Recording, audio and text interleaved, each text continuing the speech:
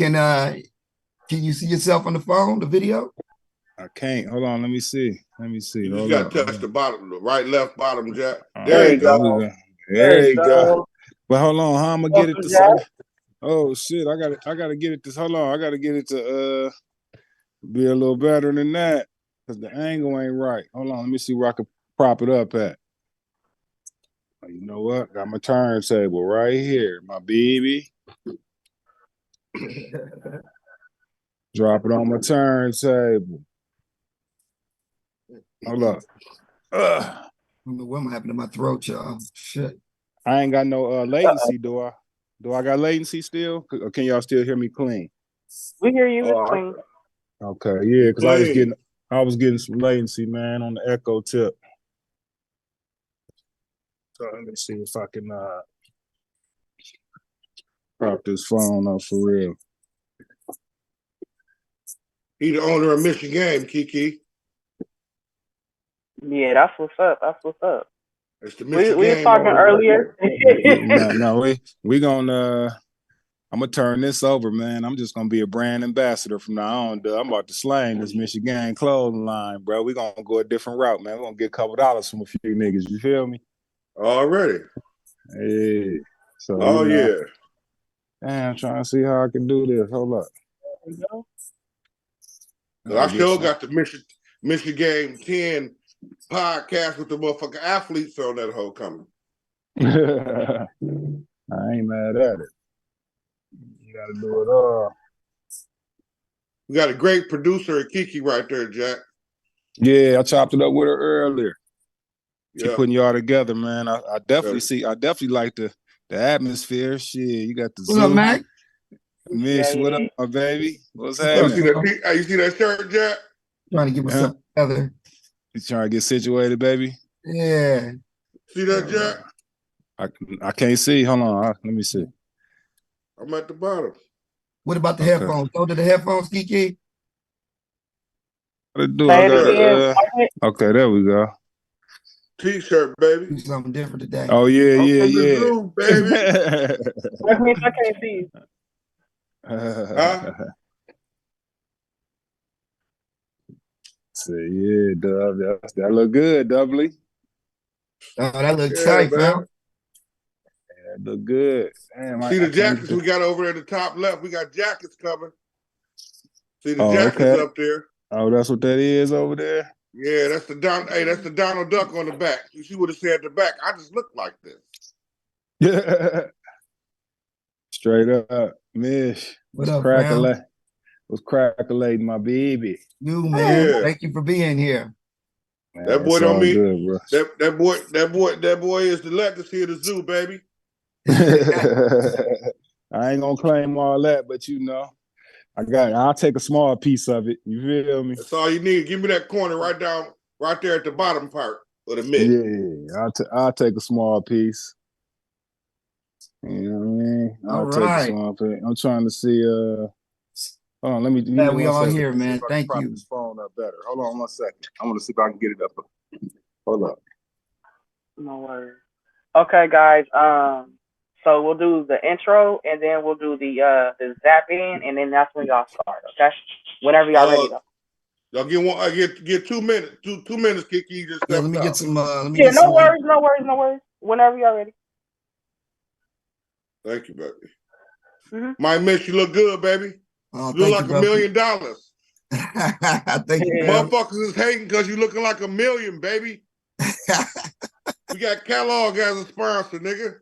Hey, that's We what's got up, man. sponsors up in this, so we ain't worried about nothing. No, we not. That's for sure. I'm gonna be right. I prayed this morning. You turn me up a little bit. You got Hey, this, Michael. You got this. hey, you know what? Let me go downstairs and grab a bottle of water. Go ahead. I'll be right back. I'll be right back. Yeah. For sure. Yeah, man. Kiki, it's all good, baby. Yeah, we in our groove, Dub. For real. We are in a groove. We are in a groove for real. Everything flowing. I just got a fresh ball here. I don't think nobody can hold me today. I got a fresh. It's so good that the sweat sliding off that boy.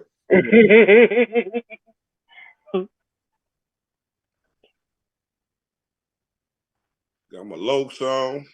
About to spark me one. Got to spark one for this video. Oh, yeah. For this interview. Got to spark me I'm one for this gonna interview. definitely be behind the scenes sparking one when we get started. Oh yeah, this is my baby right here though. We grew up together. Right. It's Since gonna we've be been good to five, hear you talk more, Dub. What'd you say, baby? I said it's gonna be good to hear you talk more because I know you're finna ask me some questions. Yeah, Kiki, you I'll be got sitting it back ready. in the cut just listening. Nah, I hear you. That's what us Scorpios do, Dub. That's what we do. Don't tell me we got another Scorpio in the mix. Yes, Oh is. my yeah. Anybody got God. anything to say? Yes, Let me yes. know. Yeah, man. Oh You know my how we do, God. fam. Yes, You know yes, this, My yes. girl Kiki. That's my girl. only because of Scorpio season, I'm gonna keep it cool, you know. And you and Choo Choo birthday, you and Choo Choo birthday just passed, man. And you know y'all my brothers, so I'm gonna go ahead and keep it cool today, man. Oh yeah. You know Shouts out to Chew. You know it's Taurus all day, baby. Oh yeah. Yeah, Salute. yeah. Taurus is a different type man. of motherfucker. They'll drift off on you. They'll drift off on you, won't answer the phone for about 2-3 weeks and be like, fuck it. I'm back. I'm back. They bounce back all the time though. Man, You know what I'm saying?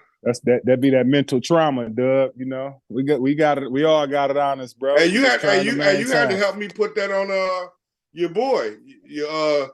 Your girl used to kick it with her son. Who that? Oh, our son used to play football. We used to go watch him in Arizona. Oh, Marcus. Yeah. Yeah, he a Taurus.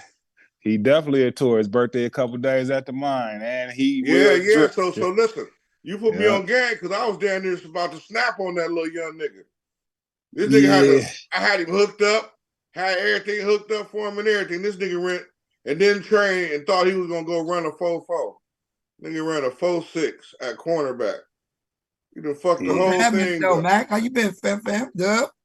Man, I'm blessed. I can't complain, Mish. Man, look at you. He out there in the Bay. He's shining, man. He got the Giants hat on, the shades. Look at it. Hey, I got the jingle bells today. Is it Christmas time? Because we got Jak Da Mak on the show right here. Man, you already know. You already Kiki know Dub. what it is. I'm sorry, Dub, man. Let me know when you're ready, famo. I'm ready. Hey, Dub, you kicked the intro today. I kicked the intro today. Yeah, are you gonna zap? You gonna Kiki? You gonna have Cal? You gonna have Cal zap in? Yep. He already in this hole. So okay, so we gonna zap in. Y'all gonna say what y'all say, introduce him, and we gonna zap him in. Or do y'all want him on the screen from the gate? Let's zap him in slowly. Like, let me give him like 2 minutes. Let's do our real quick thing. Let's zap him in. Do we have a video? An intro video? Yeah. We got the video. Yeah. Okay, so we'll run the video, and then let him see the video though. He need to see the video. Yeah, let me see. Yeah, I want to see what's going on, if nothing else. You know what? I could take my camera off. You know what I'm saying? No. You straight keep your camera on, fam. I'm just setting it up so when we do the show, it's gonna have the video come in. We're gonna zap in. It's gonna be us, and me and Dub gonna do our little talk for a second. And then the zap is gonna bring you in. You're gonna be right here, just like you is. You're gonna be able to hear everything though, and see it too on your screen. Okay, that's a bet. Okay, you ready, Kiki? I am ready. And just real quick, I want to make sure y'all can see the chat. So we got that line of communication. I'm gonna put a chat check. See them jackets up there, boy. Them jackets gonna be hurting them boys. Oh my God. I sent a few links out to fam. You know what I'm saying? Hopefully a couple people join in. If they do, that's cool. If they don't, we here. Jack, you still there? He looks frozen. Yeah, you there? You look frozen. Yeah, I think he froze, y'all. Frosty, you froze? Yeah, he froze. You gotta reboot. Text it. Tell him the screen froze. I am. Oh, he using his phone though. Did y'all see the chat? I just want to make sure y'all see it. Miss, you calling me? Or was it yeah, your screen froze. It froze? I see. Wait, hold on. Your picture is stuck, so that's what we're doing. We gonna make sure everything's techie right. Mike mentioned your mom's here. Hey, mama. Wait, she coming in right now.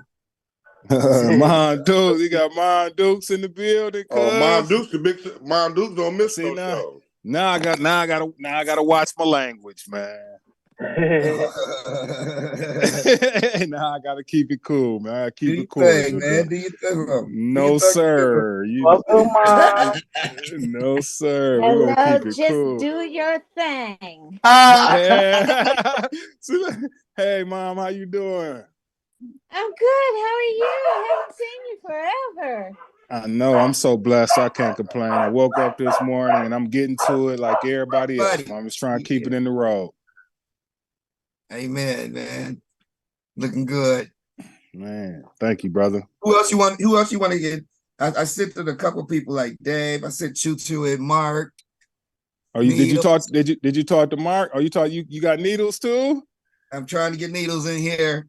I know they be working during the day, man. That's the only thing. They work. I'm sure Mark at the school working. Needles working. They all said that they would do that when they get a chance. Let me see here. Yeah. I'm glad we got you locked in there, bro. You know what I'm saying? And whatever we don't get, we can do it again. It's all good, my bro. Was you supposed to do something this morning? Go to the lab or something? I'm in the lab. Okay, good. Yeah, I'm in the lab right now. Yeah, me and Ed was supposed to connect, but I forgot I was doing this at 1 o'clock. So me and him gonna push it back to a little later on. This probably early evening. You know what I'm saying? Okay. DJ Needles is in the building. Who's that? DJ Needles. What up? The Abbott. That's the Abbott. The Abbott is in the building. Needles in the house, boy. Yes, thank you, sir. Good morning. Grand Rising, sir. Good morning, you ready? man. Yes, Kiki, I'm ready. You ready to go ahead and get it rolling? All right, here we go. Come in after the zap, y'all. Have a good show. All right, good. You ready, Mac? Yes, sir. Have a great show, bro. Likewise, my brother.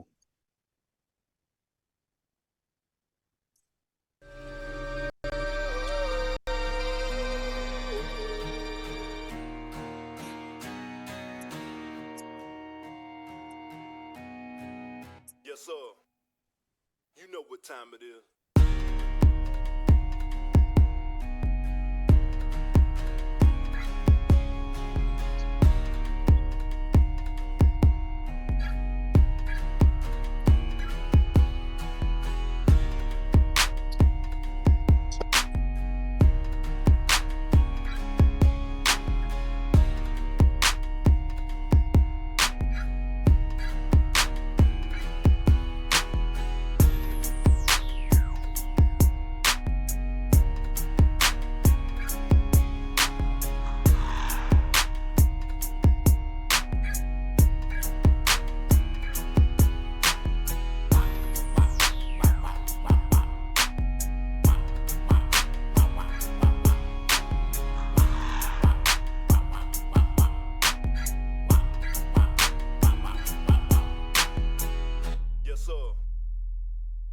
Time it is. Good day. What's going on out there to the world today, yesterday, and forever? What's happening? It's Mike, Michigan, and my co-host, Mr. B-Dub. You know what? And wait, B-Dub, where are we from, fam? From the zoo. That's right. I'm from the Zoo Podcast. What is this right here? We got jingle bells going on. It must be Christmas season. It must be Christmas season, Dub. You know why? Man, we got a special guest dear to our hearts. Both of us, our show, you know what I'm saying? Can't have a show without having the one, the only, Mr. Calvin Winfield, Jak Da Mak is in the building, ladies and gentlemen. Come on in there. Zap him on in. Oh, Jak Da Mak's in the spot. What's good? What's up, my bro? Salute, man. Thanks for having me, man. This is a beautiful show, and with me being from the zoo, you already know I had to be present, cuz. That's what I'm talking about, man. That's what I'm talking about. Thank you so much for having us, man. You know what I'm saying? Like, you know, Kalamazoo, when we first came up with this show, you know, Dub and I, we always be talking about sports, and we be talking about music, and we be talking about Kalamazoo, a place that's fine to all of us, you know. But if we had a show last week, we had Big Puda on, Al Carter, and Ron Wilson, Ronnie G, you know what I'm saying? Stars, you know what I'm saying? Yeah. And if you would have took a shot for every time somebody said Jak Da Mak, Calvin Winfield, or Ty Lewis, we'd have been drunk. All right. You dig it? You know what I'm saying? That's so crazy, no further ado, man. before I do all me and Yip Yapping, because we got a lot to cover today. B-Dub, I'm gonna let you go ahead and rock that baton first, because you actually are the first one to meet B-Dub. I mean, to Jak Da Mak. So go ahead on, Dub. Tell the story, fam. Man, what a story. This young man here, my brother, my best friend, all that up and down roller coaster ride. Don't get a chance to talk to him, get in arguments, don't speak to each other for 2 years. This is my baby, though. You know what I'm saying? College graduate, Kalamazoo's finest. Let me say that again. Kalamazoo's finest. Michigan's finest. You know what I'm saying? Super producer. Mr. Basketball runner-up. You know, I'm going to say that again. Mr. Basketball runner-up. First team, all-state dream team, first team. That's before first team. So the boy put the game in. He's a nice producer. Super producer. Got music with nice celebrities out here doing this thing. I still think the Jack All Trades Master of Many is one of my best songs from him, you know. And I'd like to welcome you to the show, man. Welcome to the show. Hey, and also right in the spot, we also have, like to acknowledge, we've got Miss Karen Bankston, our resident guest. Thank you for being in here. And also we've got DJ Needles in the building. Yeah. You know what I'm saying? Couple surprises. Hip hop. Hey.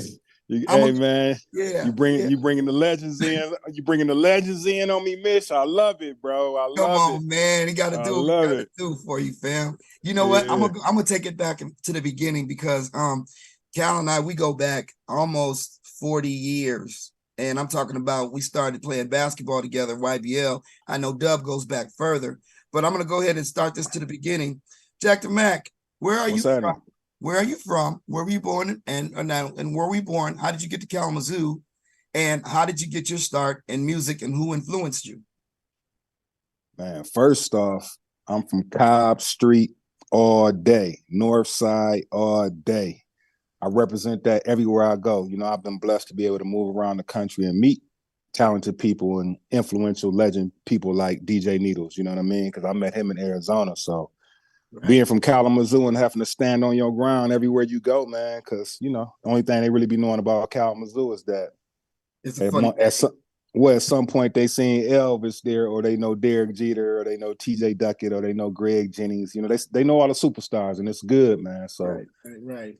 I'm born and raised, bro. And what'd you say? What was the second part of the question? My bad, bro. No, you Gucci, fam. You Gucci. Yeah. I missed the second part of the question. I got caught up in the first part, but yeah, Kalamazoo, born and raised, straight out of Bronson, man. Born and raised, brother. Bronson Boulevard, represent. You know what I'm saying? Hey, man, you know, I'm just happy you're here. Look, so the second question I asked was, how did you? Now we're gonna get into the sports. What came? We know sports came first. So let's talk about that. Let's talk about sports. What was the first thing that you did to get in sports? Because when we talked about it, not only were you talented in basketball, if y'all don't know, Cal was NBA ready and still probably could get a jumper in there right now. You know what I'm saying? But that's what we know. But I know he's talented in baseball, football, basketball. Talk about your early beginnings and who your coaches were and how you got into the game, all of that transitions. That's funny you asked that, man, because that's the reason why I'm back home doing the community work and trying to reconnect with the youth. Because when I was a youngster, we had real influential coaches and people that was a part of our lives, right? Yeah. So we didn't have so much gun violence and so much negative energy going on in the streets because we had people that would check us. Yeah. We had Alex Walker, we had Moses Walker, we had Mr. Calvert. We had Gus. We had a bunch of different coaches, man, that was very influential. Me and Dub played baseball together when I was 8-9 years old, man. You know, so we had Alex Walker, but I've been knowing Dub since I was 5 years old, man. Dub, Dub was 5. I was 5. Dub was 6, bro. His auntie and my cousin used to take us to see Kalamazoo Central basketball games, man. And that's when I kind of fell in love with basketball, just going to watch the Friday evening games, man. They would come grab us. Me and Dub be in the back seat. They'd be in the front seat. They'd take us to the games. And Jimmy we was Ross. watching Jimmy Ross, Derek Dooley, and what was my man name? Hayburn, Toby Macon, and it was a lot of great basketball players during that time and during that era. Even at Lord Norris as well. So I just got to caught the basketball bug early, man. But really, football was our thing. You know what I mean? Kind of fell in love with football first, football and baseball. And as I got older, me being skinny and thin, you know, I ain't want to play in that cold. As soon as my feet and my hands get cold, I'm done. So I said, I got to figure out something that's going to be. What position did you play when you played football? I started out as a running back and a quarterback, and then I played wide receiver and wing back. You know what I mean? So who were some of your teammates back then? You remember some of those teammates when you were in that? You said Dub was on your baseball team. Who else? Yeah, Dub was on my football team as well. Back in the day, we had me, DeMeyer White, David Saunders was the quarterback. Then we had Ben Stokes. Yeah, who else? That was really, really, really nice. And then we was playing against Tico Duckett and Corey Little. So, you know, it was a lot of great players during that era on the football field. You know what I mean? Man. And I always joke with Dub because, you know, Dub was a really good quarterback. But I always tell him I was the first quarterback, miss. You feel me? Yeah, Doug took it around with it and stressed it out, man. You know, he took it to a whole nother level. But, you know, like I said, my first love was football, and then basketball kind of, like I said, with Doug's auntie and my cousin taking us to the games, I just kind of started falling in love with basketball. And then my cousin was also dating Robert Cole as I got a little bit older. So I was just around a bunch of talented basketball players and athletes, man, all throughout the North Side, all throughout Kalamazoo. That's why this show is so dope, man. You feel me? Right.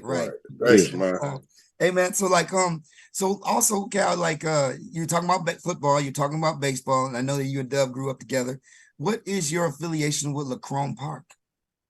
Ooh, before I even talk about Lacrone, I got to talk about North Christian first. Well, okay, either one, North Christian, Lacrone. Come on, bring it. Bring that. North Christian was one of them places that you had to grow and be of age to even get on the court at Lacrone. At Lacrone, that was like the JV court.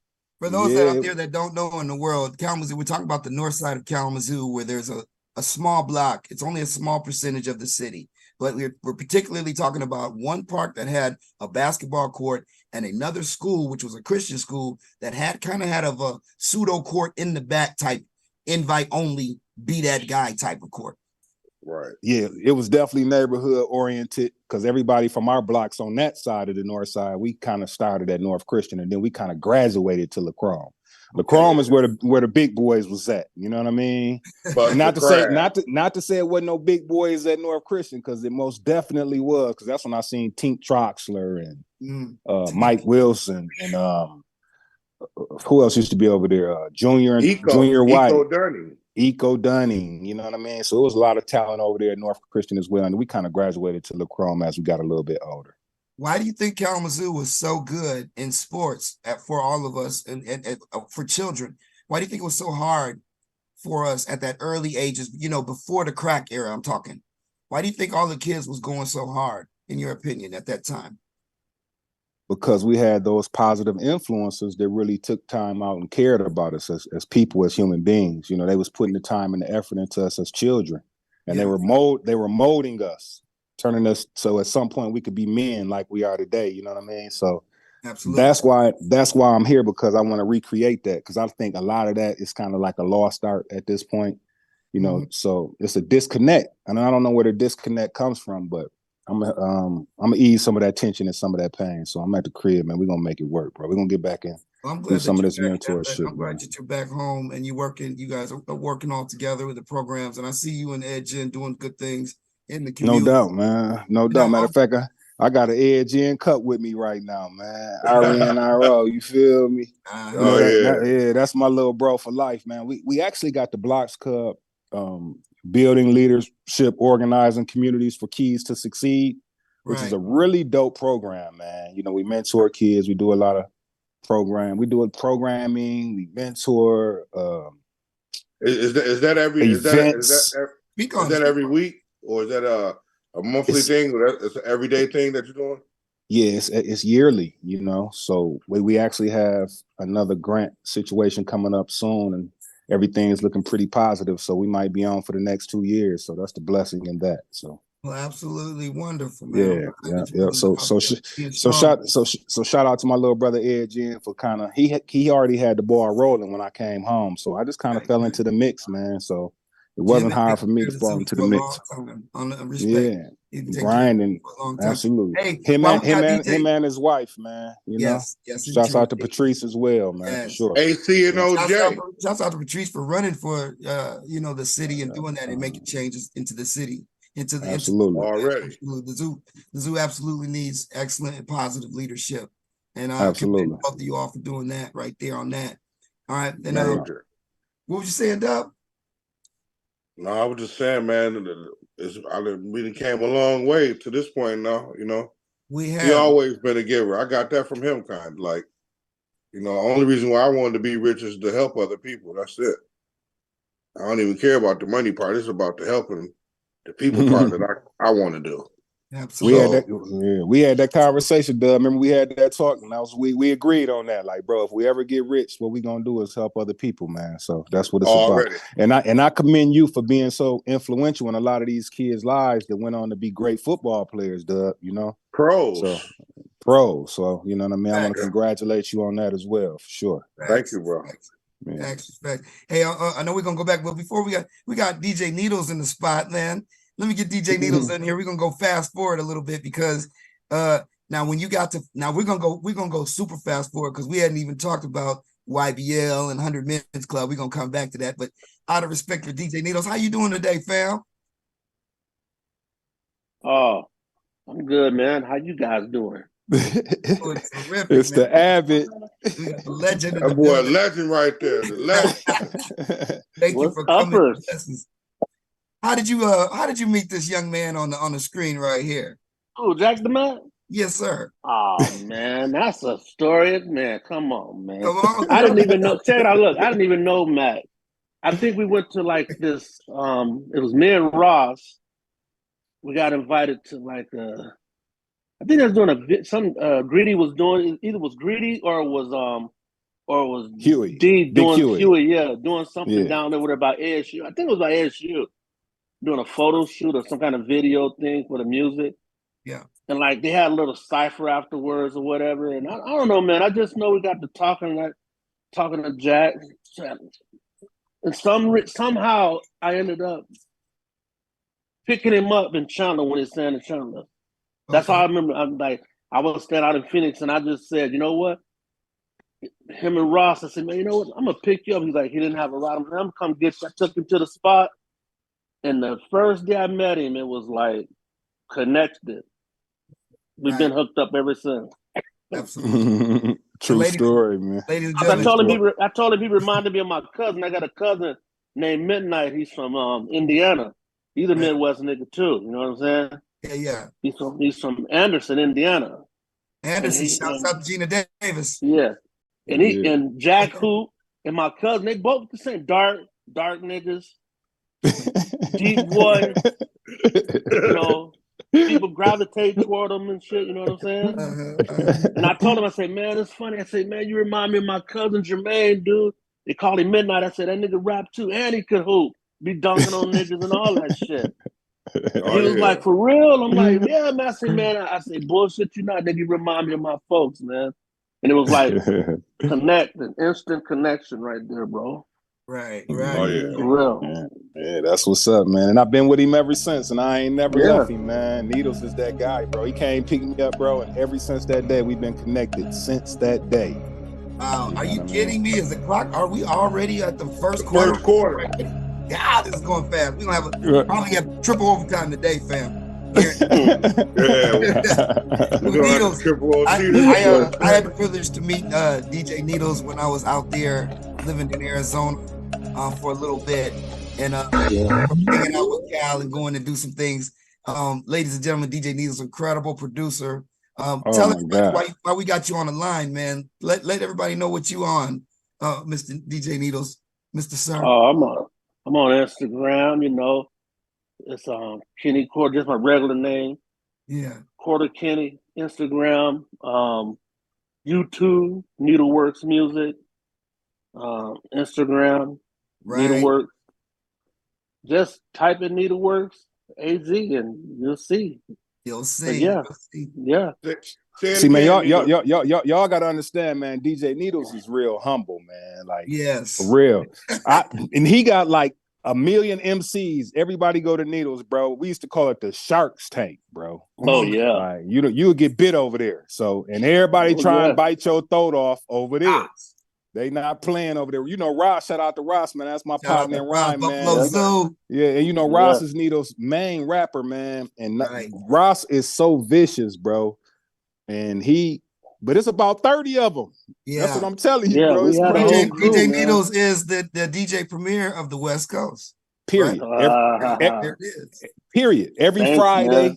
Every Friday we used to get together and rock music and drop songs, man. So DJ Needles and his crew, man. He got a very, very dope crew, influential crew, man. And it was just a blessing to be able to fall into that mix. I remember when I met Prophet, man, he was like, bro, you don't know DJ Needles? I felt so embarrassed that I didn't know DJ Needles, man. I was so embarrassed. I said, bro, I gotta get to know you. I went home and called him. I said, man, get your number. Yeah. I called him, and like he said, he came pick me up, bro, and we've been together ever since. So it's just been a blessing, man, to have DJ Needles in my life, man. That's my big bro, my big homie, man, my mentor, all that. And then we were side by side for like 2 years straight.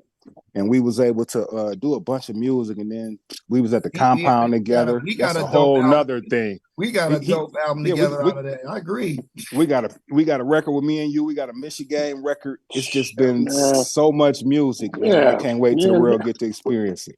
Yeah, we did the radio. Jack, he started in the host because Ross was had to work. So Jack took over the host spot at the radio station. I had the radio show at KDIF. So man, we've been like linking, doing things. I went through my drive. I'm like, dude, I got a lot of records with Jack. A lot of music, man. Cal got a lot of music out there. Calvin is what you call a quintessential professional. You know what I'm saying? Like me and Cal have talked about this for years. We are probably, Mac, would you say we're one of the first people to talk about we the lifers in this game? Absolutely. That's why we got a record. That's why we got a record. Lifers in this game. You know what I'm saying? It don't matter what you doing. You dig it? We gonna do what we gonna do. You know what I'm saying? Oh, Jack always did that. Even when he was at the compound, even before, when I met him, we was on 32nd Street for a while. He always was putting something out, or always doing a video or something, or some new cat. Hey man, I got this dude do. So I'm like, man, what? Working. I love to see it. I think I was in Florida last, so I would see so much stuff going on in Arizona, and I was just proud because Cal, before you had got to Phoenix, you were in Texas for a while. Isn't that right, Mac? Yes, I was in Texas 3 years before I actually moved to Arizona. Shout outs to Deuce too, man. Needles just brought up Deuce, man. I just talked to him the other day, so shout out to Deuce, man. I'm trying to bring him back into the fold, man. So hopefully, I'm waiting patiently. He gonna pop back in real soon. It's somebody out here that rap like Deuce. Oh yeah, I forgot. I listened to him the other day. I said that ain't nobody but Deuce right there. Yeah, Deuce vicious, man. He a whole other animal. He need to keep his same sound because he had a good sound. Absolutely. Nobody like it. Who else did you want to shout out in Arizona, man? Because I know you love Arizona, fam, and I actually loved Arizona too. It was a different experience out there with your creativity.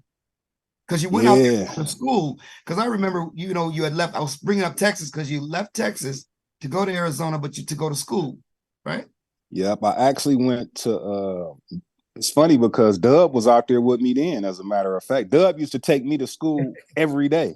Right. You know what I mean? Because I had ran into a little scenario where, we went out there doing a little too much, man, and got into a situation where it just was crazy. So I had to regroup, revamp. So I kind of got stuck in Arizona. That's the crazy part. I was only supposed to go to school and go back to Texas, but we got out there doing a little too much, man. Police got involved, man, and just had to make it do what it do, man. So I ended up being stuck in Arizona. It probably was the best thing that ever happened to me at that time, for that time. You know what I mean? Yeah, yeah. And I learned a couple hard-learned lessons in the street that actually made me have to hit the reset button and regroup and you know, become a better man. So I'm just glad I had those experiences. That's absolutely outstanding. One thing about being from Kalamazoo is, you know, when we get out there in the world and people hear like Kalamazoo, they're like, but Kalamazoo is a hard place. It still is. It's a hard place to come from. And you kind of take a piece of you with you when you go there. And whenever we go, people can recognize there's something different about you. Yeah, man, Kalamazoo. Well, first off, let me shout out some of my people, man. Everybody that was involved with us at the compound of AZ. Come on. Shouts out to them. Shouts out to Needles for sure. Shouts out to Chili. Shouts out to my big homie Dre. Shouts out to Mega Man. Shouts out to Greedy Gonzalez and his whole conglomerate of people that was rocking with him. We lost a lot of soldiers over there as well, man. Rest in peace to Under E. Rest in peace to C Major. Rest in peace to Stone. It was just a lot of people that we lost, man, during that time period. That's what made me go to Vegas, because the compound was kind of heartbreaking because we had lost a lot of our soldiers in a very short time span. You know what I mean? Like the weirdest things started happening. What was exactly the compound? You say that, you know, living, you know, I heard so much about the compound, I could watch it. Tell us exactly what that was about. The compound was, when I first got to the compound, it was me, Bomb Nameless, God rest his soul, because he passed away as well, and Twan sat. So, like I said, wherever I go, I want Needles there, close. Right. So I start baiting and courting Needles. I got him. I start baiting and courting Charlie West. Got him. Start baiting and courting my guy Chili Father. Shouts out to Chili. Y'all know that's my guy. I baited Chili. So we started bringing all our people over there. Then I baited Mega. So next thing you know, man, we had this building that had about 10 different studios in it, bro. Because everybody was doing their own thing. We just would, you know, get together and work together. But everybody had their own situation like a renaissance going on. You had like a Phoenix Renaissance kind of going on. Man, it was crazy because everybody could stand on their own. We didn't need nobody, but we just decided to work with each other and, you know, some of the greatest records were recorded over there. But like I said, we lost a lot of people, man. It's heartbreaking because I had to get out of Phoenix and go to Vegas for a while and just get my mind together, man, because it was so crazy. You feel me?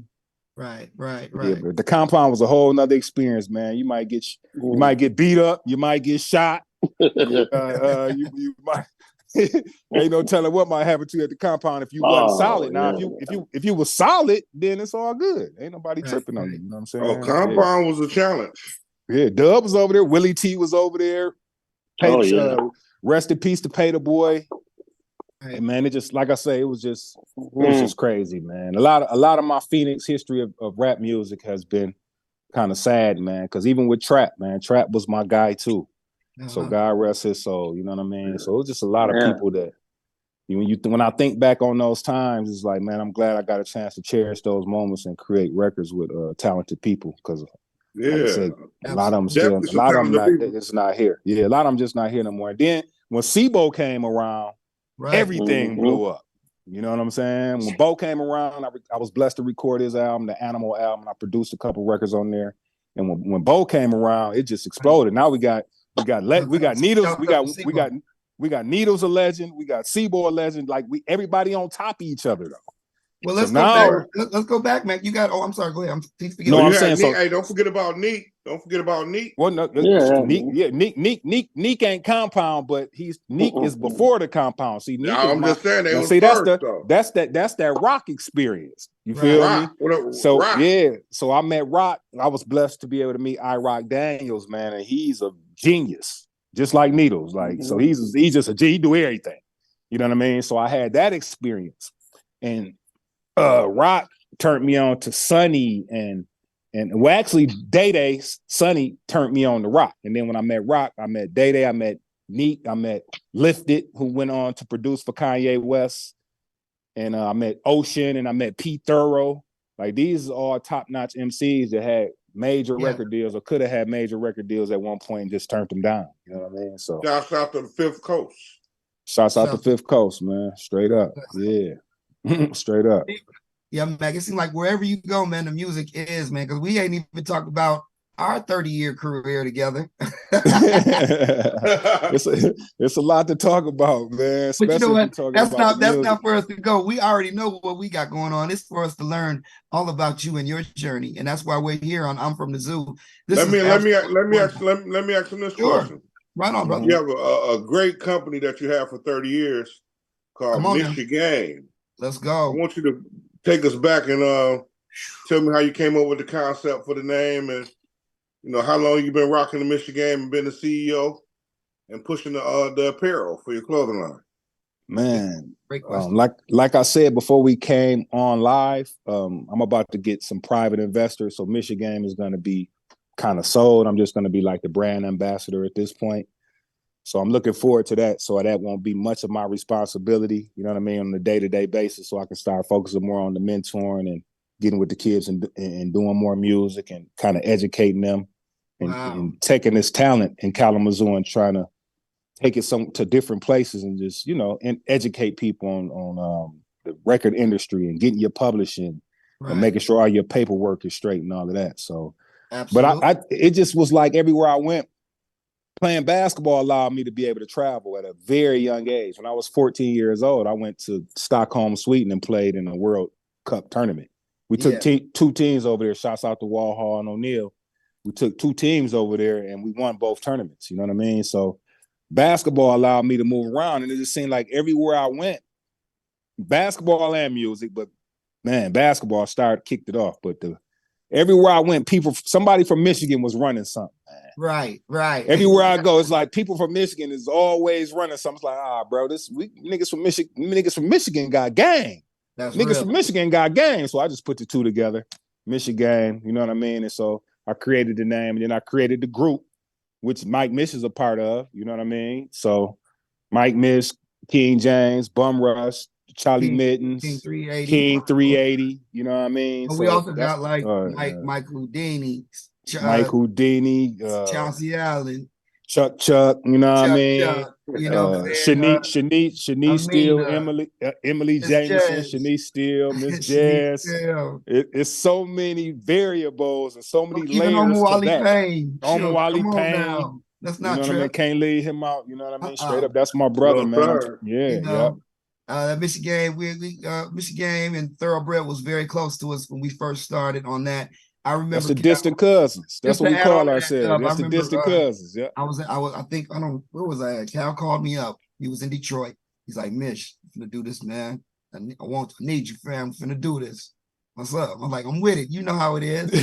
Because we go back from my dad had a basketball squad, and my brother, we even talked about their relationship. I'm trying to get Mark on the phone for you, fam. Right on. Now, that's my man right there. Mark White. My ex-roommate. That's my buddy. That's my buddy. You got too much going on. But another Michigan nigga. Come on, man. Hey, remember on ESPN? Remember on ESPN, Jack? But look, Teddy Blunt and out of Mark kicked the door. They suspended him for a game. Mark was something else. Tough kid, but a very talented basketball player. Shouts out to Teddy Blunt as well. Teddy was over here at the studio with me yesterday, man. He was creating. Yeah, so I'm trying to get Teddy back involved, man. He also a Michigan. What y'all don't realize is, man, we used to, and you know what? Before we keep going on, shouts out to DX Flex. Oh man. Shouts out to DX. I don't get to talk to you as much as I do all the time, DX, but I certainly appreciate you, man. You know what I'm saying? Let me speak on that, man, because somebody did something weird, man. And somebody went and told DX that I was telling people that I was a more talented producer, engineer, and all that than him. DX is my mentor, like DJ Needles is. Well, it's no way. Hold on, hear me out. It's no way you can ever be better than your mentors, man. I got you. It's no way in the world I would ever say I'm better than DJ Needles or I'm better than DX the Flex. It doesn't work like that. I'm sorry. It doesn't. I mean, I hate. You're right. I hate whoever said that to my brother. So But I won't call him because I want to talk to him in his face because it's Somebody important. told DX that? Somebody told DX that? Yeah, man. Somebody told DX that, man. And it hurt my feelings, it bro. It ain't gonna work out to the two sides. Well, we got it out today. So how about that? It just got cleared right there. Yeah, man. And when I see him, we gonna clear it up even more, man. Like I said, I would never disrespect DJ Needles and say I'm better than DJ Needles, my nigga. Like, what the man? That ain't what this is about, bro. I'm blessed to be around a DJ Needles. I'm blessed to be around a DX Da Flex. This is not a competition, man. Everybody do their own thing, man. This is not a competition, bro. Are we at halftime? Halftime. Oh my goodness, Doug. Let's go ahead and at the halftime point, man. We're gonna say go ahead and do the sponsor. We got Kellogg's. Kellogg's cereal, breakfast. Shouts out to Kellogg's. Shouts out to Kellogg's cereal. That's right. Word up. Champion. That's the Creek. Shout out to the Creek. Shouts up to the Creek. You know what I'm saying? Shouts out to everybody that you got going on, to the Blocks Club.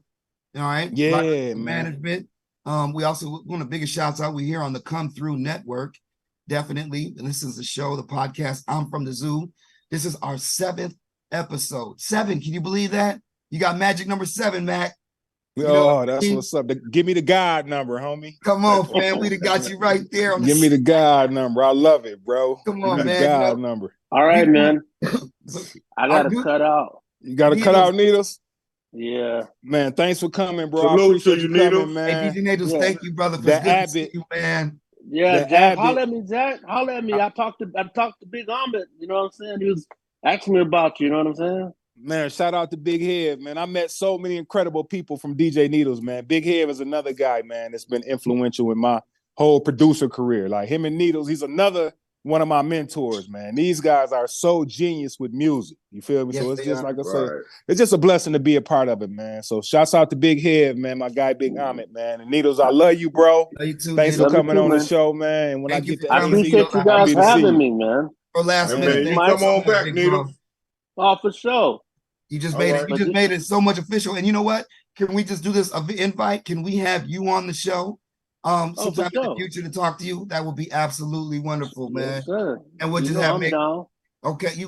Man, thank you so much. And we gotta work on something. I keep telling you, we need to work. You and Ross. I know Ross is busy too. But still, we all need to work on something. I got the beats. I just send y'all beats. You know, I'm ready to if I have to come to Arizona. Hold on. Before we let Needles go, I gotta share this story, man. Because let me share this story before we let Needles go. All right. The first time I took Mike Miss to see Needles, Ross was over there. They didn't even know one another, bro. They didn't even know one another. As soon as Miss walked in, Needles hit the beat for whatever reason. The beat come on. Next thing you know, him and Ross in the middle of the floor. I don't want to say they battling, but they battling. They battled to get a respect that day. So shouts out to my guy Ross. Shouts out to Miss. That shit was crazy, man. That was a monumental moment, man. That was a monumental moment. So I hope y'all get together and do a project, because I know that shit would be crazy. Yeah, man, yo, that was I forgot about that. Was crazy. Yeah, yeah. All right, Needles, I love you, bro. Hey, man. Cool, Needles. Man. Hey, look, tell Rob I'm gonna call y'all later on that tip for real. Word up. Okay, fam. Good luck. All right, later. All right, man. Peace. All right, peace, Needles. Right on, bro. Man, all right, man. See, we got surprises. That's dope. That's what's up, man. You got me smiling. You got me smiling over here. You done brought the Abbott on here, man. You know, Needles my guy, man. Hey, man. You know what? I apologize for last week. You know, Dub's birthday was last week, and we had some things going on. So I wanted to apologize for taking your time today. If you had other things, because you know you're so busy, and I know people around you are busy, so I respect all of those people. So I just wanted to take you once more, Cal. We appreciate you being here, man. And we're in the third quarter, Dub, already. Man, thanks for having me, man. Like I say, I feel privileged to be a part of this show, and privileged because it's you and Dub, man. You know, y'all my brothers for real. This is not fabricated, man. Right. You know what I'm saying? So. I appreciate y'all having me, man. So let me just say that. I appreciate that, man, because you know, people like Kiki, our producer, she is and you know, and my girl at home, she's also like, you know, you have had friends, your friends and y'all really known each other for 30, 40 years. And I'm like, Yeah, man. you know what I'm saying? And like, that's one of the things about being from the zoo, and you were talking about the things. We were just talking about the 100 Men's Club, Cal. Okay. Bring that back. Remember the 100 Men of Kalamazoo? Remember when we did that? We stayed overnight man. and played basketball. And we had we had Little League, we had YBL, we had football, we had baseball. You know what I'm saying? And we had people that cared. So we have the Calvin Winfields, we have the D Dubs, we have the Derek Jeters, we have the TJ Ducketts, we have the Greg Jennings, we have the Chris Crawfords, but we also have a lot of people that didn't make it that were so talented. Take us back to how you got from Lacrome. Let's pick back up from when you went to the North Side, North Christian. Let's talk about that and how you got to Lacrome. And I don't put you on the spot. I want to hear your top 10 basketball players from Kalamazoo. From the zoo. And no more. Gotta get it up. Man, we went on the top 10. I don't know. That's gonna be crazy. So okay, let me. Right. I gotta tuck that one away for a second, man. But as far as the journey, like I said, we had so many influential people. We had Mr. White. We had great football coaches. We had Alex Walker. We had Alex and Moses Walker. God rest their soul. Yes. And they just had us involved. And I think you got to think the guys that ended up becoming pros, they went and came through the same programs that we went through. That's right. You know what I'm saying? Some of us even coached them. Goodness. Yeah, man. I used to coach Greg them when they was little. And I want to say TJ Duckett played for the North Side. Now his brother didn't. Tico. We used to play against Tico, but I want to say TJ played. He came to the same program that me and Dub came through. You know what I mean? Kalamazoo was raw, man. If you was an athlete, you come out of Kalamazoo and Kalamazoo was one of them places you wanted to make a name for yourself, and we wanted to get it out. And that was important. And you couldn't play on these sacred platforms that we're talking about if you didn't have no game. Because once you got, tell them, Mac. Well, you got to think, bro. We had them AAU programs. That's why I say Wall Hall and Mike Williams and O'Neal was so important. Shouts out to Mike Williams and O'Neal. Shouts out to Mike Williams and O'Neal. The Douglas. Yeah, they was taking us. Me and Dub was in the Douglas the first day it was open. Let me say that. But Mike and O'Neal and Walt was taking us to play against different players all over the country and on the other side of the state. So we was playing against all the players from Detroit in the summertime. What was your AAU team? Just like let all the people know who was on that squad. Man. With you. I played because when I was younger, you gotta think I had Sweets on my team. Shouts out to Tyrone Lewis. That was my bro. He really was at Central with us, man. He wasn't supposed to be at North, bro. They made him transfer. We would have got us in that. We would have got us a state championship had he stayed. He was going to start point guard his sophomore year, bro. That would have been. That was the plan. That would have been ugly though, real talk. If he would have stayed and Damon wouldn't have gotten in trouble, we definitely would have got us a state championship back then, bro. In the '80s, like for real. Now, you know a lot of people don't know that. A lot of people don't know that we was ranked number 2 in the state, and then when they found out Damon wasn't gonna play, we went from 2 to 22. Yeah, Damon Patterson was so good, bro. I talked to him the other day, man. Say a prayer for Damon. He's in Israel where a lot of the fighting and stuff is going on. We just said that last week. I told you where he was at, then I might miss. Yeah, man. I said Israel, but I was hoping it wasn't. You talked to him though?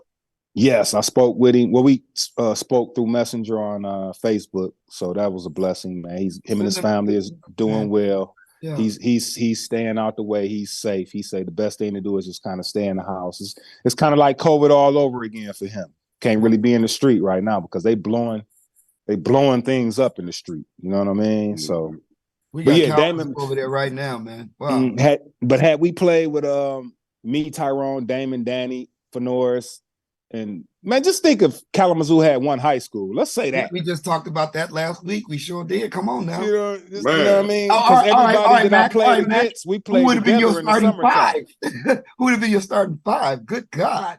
Man, in the year I played. Swami, you, Ty, Fenoris. I already told you who my starting lineup is. Who was at the bench, bro? Come on now. So Danny. Dan. Ooh. Dave Saunders. Oh man, you're putting you on the spot. My junior year or my senior year? What year are we talking about? Junior year was the best year. Matt, come on, man. Junior year, bro. You mean pick a year, bro? Come on. My senior year. Hold on. No, your junior Let me year, get this. nigga. I got this specifically for you. Hold on. Hey, listen to me. Average. Yeah, pull our cards out on him. 29.3 points a game. 7.6 rebounds a game. 6.8 assists a game. 4 steals a game. 6 rebounds. 3 blocks. It's actually 8, but we didn't add playoff. Mac was, if you were a fantasy basketball player back then, this brother right here on the screen, this man right here Was a dog. All 9 category stats: block, steals, and I'm not just talking. See, Mac was our Michael Jordan when we was in high school. Like Cal wasn't just that dude to come down, shoot. Cal come down and shoot that little butter jumper, top of his jump, basket, line, Winfield. Bro. What the paper said the next day? What the paper said the next day? Calvin Winfield lights him up. Poor man's Michael Jordan. Bro, I'm trying to tell you, man. The newspaper called him a poor man's Michael Jordan. Damn, you gotta give me that. You gotta, like, I'm sorry we messed the show up like from last week taping, but like I mean, like if I had to make your video, bro, I'd still be editing your video. You and Mark putting stuff together with your accolades, man, because I mean, one of the things we wanted to say is like we loved having, this is way before the internet, y'all. We loved having one of the best hometown heroes. We had quite a few of them, but we loved Calvin, and Kalamazoo loves you, Calvin. Man, and thank you, everything man. that you've done for the city.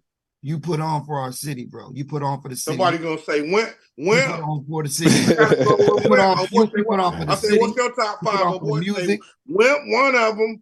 Come on now. You know what I'm saying? Well, man, let's take it back to your father, Butch, man. You know how me and you met, because that's kind of where it started. You know, that's when I really started to realize how good I could be as a basketball player, because I started being exposed by another great mentor. You know. And he put confidence in me. And I played with you and Mark and Fenoris. We was all on the same team. Calvin Boyd. Cowboy, Travis. You know what I mean? Yeah, man. Marvin Roberts. Marvin Roberts. We all came from that gold squad. Oh, Messi. We come from that, man. That's the roots, right? So, and at that point, man, I just wanted to, like I say, in my head, I'm a football player. But once it get cold, it's over for me. So I said, I got to play something that's inside. And I probably was a better baseball player than anything. To be perfectly honest, you know what I mean? I probably was a better baseball player than anything. I was the pitcher. I was the pitcher. Dub was the catcher. See, you know what I mean? These are stories. You can't make this up, bro. These are the facts. You know what I mean? So talk about y'all little league, Dub. Ivy, Walker, White, Winfield, Woolfolk. Shit. That was the bad lineup. How I go, Dub? How Alex used to say it, Dub? Ivy, Walker, White, Winfield, Woolfolk. Which rest his soul, Alex Walker. Hey, you know what? That just reminds me to our section right here. I think it's time for not yet. Damn it, boy. It's time for a damn it, boy moment. Hey, sponsored to you by Block Change Management. For everybody that don't know here, we always talk about great coaches here, and one of them was Coach Jackson, and Coach Jackson was Jak Da Mak's coach. I love Coach Jackson. He was a wonderful man. And and your mentor. And thank you for saying about Butch. Butch is gonna love that, man. And this for the record too, Cal, because I've been wanting to say this. Y'all couldn't touch us in YBL, so stop. That's why we was walking away with them championships, man. We got rings, baby. We was walking away with the championships. I got two up out of YBL. I got man, 3 playing for Butch. I should have had 4, but they took Mark. Y'all had a long reign. I had 4, but I never won a YBL champ. I made it to the Final Four though. we got rings, Dub. We got rings, and you got to think, Miss younger than me, so Miss was a part of my team when we first won. Yeah, and they just kept winning. You know what I'm saying? Stacked y'all team, man. Y'all have Mark White. Y'all was stacked, man. Go on with all that. I mean, look, everybody drafted who they drafted. Look, Pops had, but it was just look. Yeah, Cal. I think he drafted you first, right? You were And Nana was already on the team, right? Nana was already part of it. Yep. He had Norris his first year. He had Norris. Nana caught my shit on the glass in YBL. Nana almost broke the ball, bro. He almost took the ball out of the air on that dude.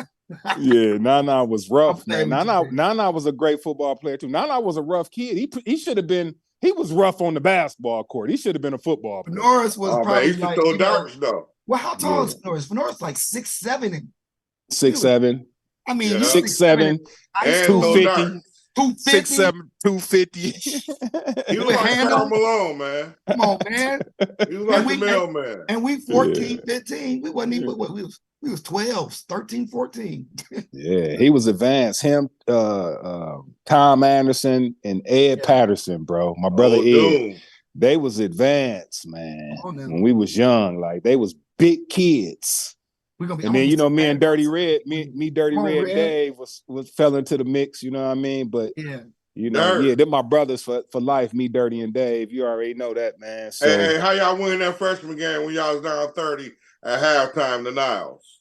Oh man, Dirty probably had 30 in the second half, man. Dirty was so out cold, boy, when we was freshmen, man. If he would have just stayed, they said, man, how did y'all win that game? At school. They said, how did y'all win that game? Everybody said, Dirty Red. Dirty Red. Dirty was vicious, man. I had never seen somebody so fast on the basketball court. Him and Nate Buchanan, bro. That was pure speed. That crossover. Pure speed. Yeah, man, pure speed. Back in the day. He was hard. Man, you know what? I'm gonna interview and I'm gonna be mad because I'm like, gosh, why you going all over the place? But you know what? Okay, so now as far as because I missed the question, I got to get to my top 10. I'm interrupting. We was okay. YBL, I said, just so y'all know, the YBL champions, we won, but we going back to damn it, boy. Yeah. So tell me what Coach Jackson meant, and then tell me what your top 10 is. Yeah. Coach Jackson, what he meant to me as a person? Everybody, because he was just he was an asshole sometimes, but he was a good man. He was definitely he was definitely a real hard-nosed, tough coach. And he didn't care about you running to tell your mom and your dad. Because you got to think, we come from an era where you couldn't even run home and cry to your parents. They didn't want to hear that. You know what I mean? They don't want to hear that, man. Go back to practice and shut up and do what you're supposed to do. Yeah. So and then shouts out to Coach Gardner. I can't leave Coach Gardner out because Coach Gardner was very influential. Well, I ain't gonna call him that because y'all gonna let y'all do that. But I didn't say it. I ain't gonna have Coach going upside my head when I see him next time. But Coach Gardner, man, him and Coach Jackson. Shout out to Coach Gardner, man. Yeah, man, Coach Gardner, because Coach Gardner was the first person. He used to be on me, man. Everything that I did, be messing around. He kicked me out of practice and all type of crazy stuff. So I learned discipline there. You know what I mean? And then by the time you get to Coach Jackson, if you ain't got no discipline, Coach Jackson will slap you upside the head, man. Tell you deal with it. Go get your daddy, your mom, whoever you want to go get. Bring me some of that pumpkin pie. Can't disrespect Coach, man. On his watch, it ain't happening, right? No, Coach Jackson wasn't happening. So for the culture of basketball, man, he was great. You know, a lot of great players came through Coach Jackson. You go back to Sam Simmons and man, you guys had a great program. Ricky Duvall. I was just gonna say, yes. Shout out to Ricky Duvall. What Kalamazoo Central had, shouts out to Coach Duncan and Lucas, but y'all just had an extremely great program. You know, Ricky Duvall went to Norris, but I'm talking about Ricky Evans.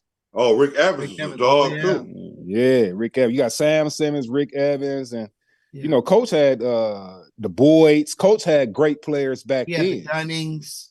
He had the Pattersons. That 84 team was crazy, man. You got what about Mohead?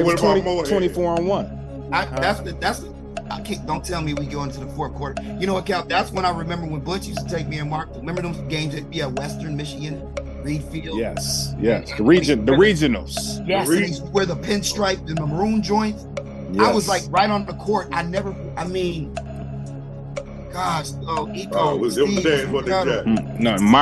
Mark Patterson, Steve Dunning, Igor Dunning, Dan Wisser, Chucky Lewis, Bobby Jackson, Pink Troxler.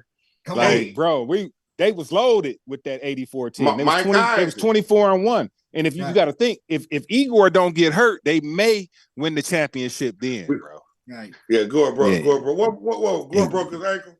He tore his knee up at Western. Tore his knee. At Western. I remember. Yep, at Western. On the wax. You Say it again. Man, Jack was right there. He was chewing on the wax. Chewing on that. He was chewing on the wax. Yeah, no, Igor used to have about 5 packs of gum in his mouth, man. He had wax this time. He used to take a big tub of wax, chew on that. It was because Steve was holding knee up, but he was dogging them up. Steve, Floyd Patterson, they was killing them boys. Oh man, Floyd. Man. Well, that year, Flucky, I think Floyd was in covert for that year. He came back the following year. He was in covert that year, but Floyd was tough, man. Floyd was sweet. They lived right Floyd was tough, man. Mark, his brother Mark was All-State first team. Mark, no, don't forget about Whitey and his brother. Yeah. Who? Whitey and his brother. Who you talking about? Battle Creek, Dwight Jackson. Oh yeah. KC. Now you going, yeah. KC was in covert. That's when Floyd went to covert. Wow. KC Jackson taught me a lot about basketball. Him and Dwight, because their father stayed across the street from me on Cobb Street.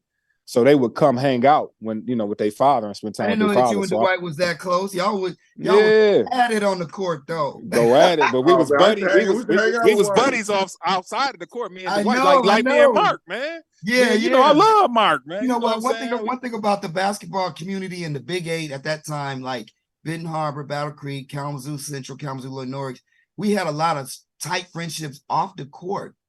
Yes. Because we all played together in the summertime. We all played together in the summertime. And then when we get on the court, it made it easy for us to be like, okay, time to turn that friendship off today because we trying to get at your head. Hey man, me and my brother Dave lived together. He wouldn't even we didn't even used to talk the day of the game to one another, bro. We all got to use the same bathroom, the same shower. True story. They are starting basketball against each other. The biggest games in the city. He's the point guard, and he's the shooting guard for Kalamazoo Central, and they live together in high school, and they brothers. Break that down. That's a true story. That's up to Dave. I'm trying to get it. Man. And me and Dave would not even speak to one another the day of the game. We didn't talk now. We a hug after the game. Yeah, it's all love as soon as the game over. But all the way up that day leading up to the game, we didn't even talk. We was in the same house together, bro. You know what I'm saying? So that's crazy, right? But it's true. So it's to show you how competitive we was as kids. You know what I mean? Yeah. So yeah, and then you gotta think, man, Kalamazoo Central versus Lord Norris, man, the whole city about to be at the game, bro. Me and Eric Williams used to be like whole that. City. We'd be at each other's head, but then we'd be hanging out at the midnights after the game. Hey man, Eric was a hell of an athlete. Him and Rudy as well, man. They was great athletes too, man. So I'm not talking about Dub. I would hang out with Dub. Rudy and Eric are too, but I'm talking about like a rival, you and Dave. Mine was Eric Williams because he went to Oh yeah. And Dub was cool like that since junior high. So we'd be getting at each other and then still go kick it, like I said. Yeah, man. Me and Dave used to go at it. We used to have battles, man. Me and Dave used to work out together. And man, Dave was a mean little light-skinned guy, man. Me and Dave, damn near everything me and Dave did almost end up in a fight, bro. Because I can have Dave was scrappy. Let me tell you something about Dave, man. Brother Dave was scrappy. I loved having him on our squad. I might have 40 points, 10 rebounds, 7 assists, 3 dunks. I go home, Dave be like, nigga, your feet was slow on defense. You let dude get past you on the baseline. Yeah, you missed 3 free throws. Like dog he used to be on me because we used to work out together, man. So Curtis Isaac used to let us go inside the gym and work out. So Curtis Isaac, O'Neal, and Mike is kind of like how my game got to where it got because they would give me access to the gym and I could go work out, man. You know what I'm saying? Right. So yeah, shouts out to them, bro. Now see, that's behind the scenes that people didn't know. And that's when the OGs see you and believe in you. And I was speaking about that, because every city has people that they root for, you know what I mean? And we had quite a few, but we have some of them that went on and go further. Now let's not even break this down. You went to Central Michigan University. Yes. What all the schools that you were there, what made you go to Central? Yeah. Well, he went to UAD first. All right. There you go. Speak Yeah. on that. Yeah. Mercy, right. Yeah. University, Mercy. Okay, Detroit, right. Well, I started out When at did you go there University. first? Because you had all kind of offers. Well, what happened was I wanted to go to Michigan State, but Michigan State didn't want me. They wanted Fenors. And so they said, if Fenors come, if we get Pearson, we'll take Winfield too. That's what Izzo put you on? Well, that's kind of how, yeah, this was Heathcote. Izzo was the assistant at this time.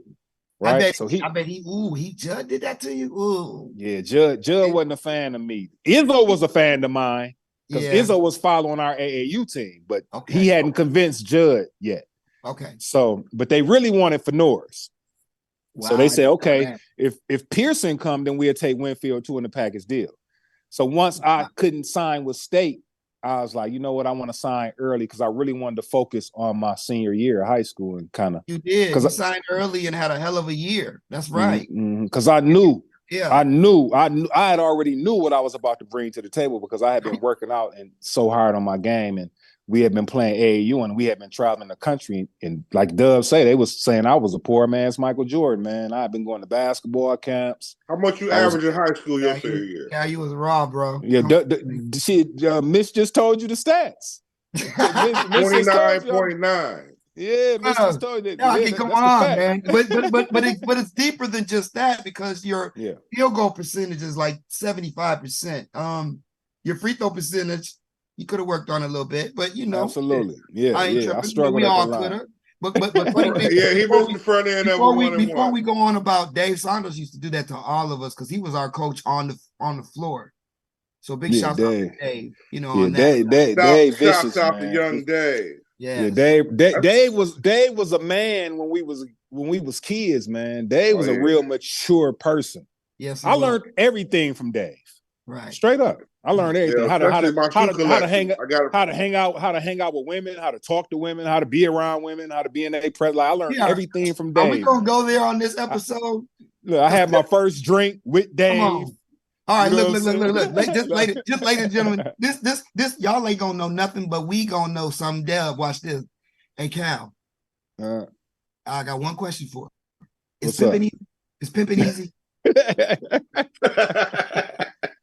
Hey man, Dave used to get. Dave used to get a whole lot of attention, man. Sorry, so Mama.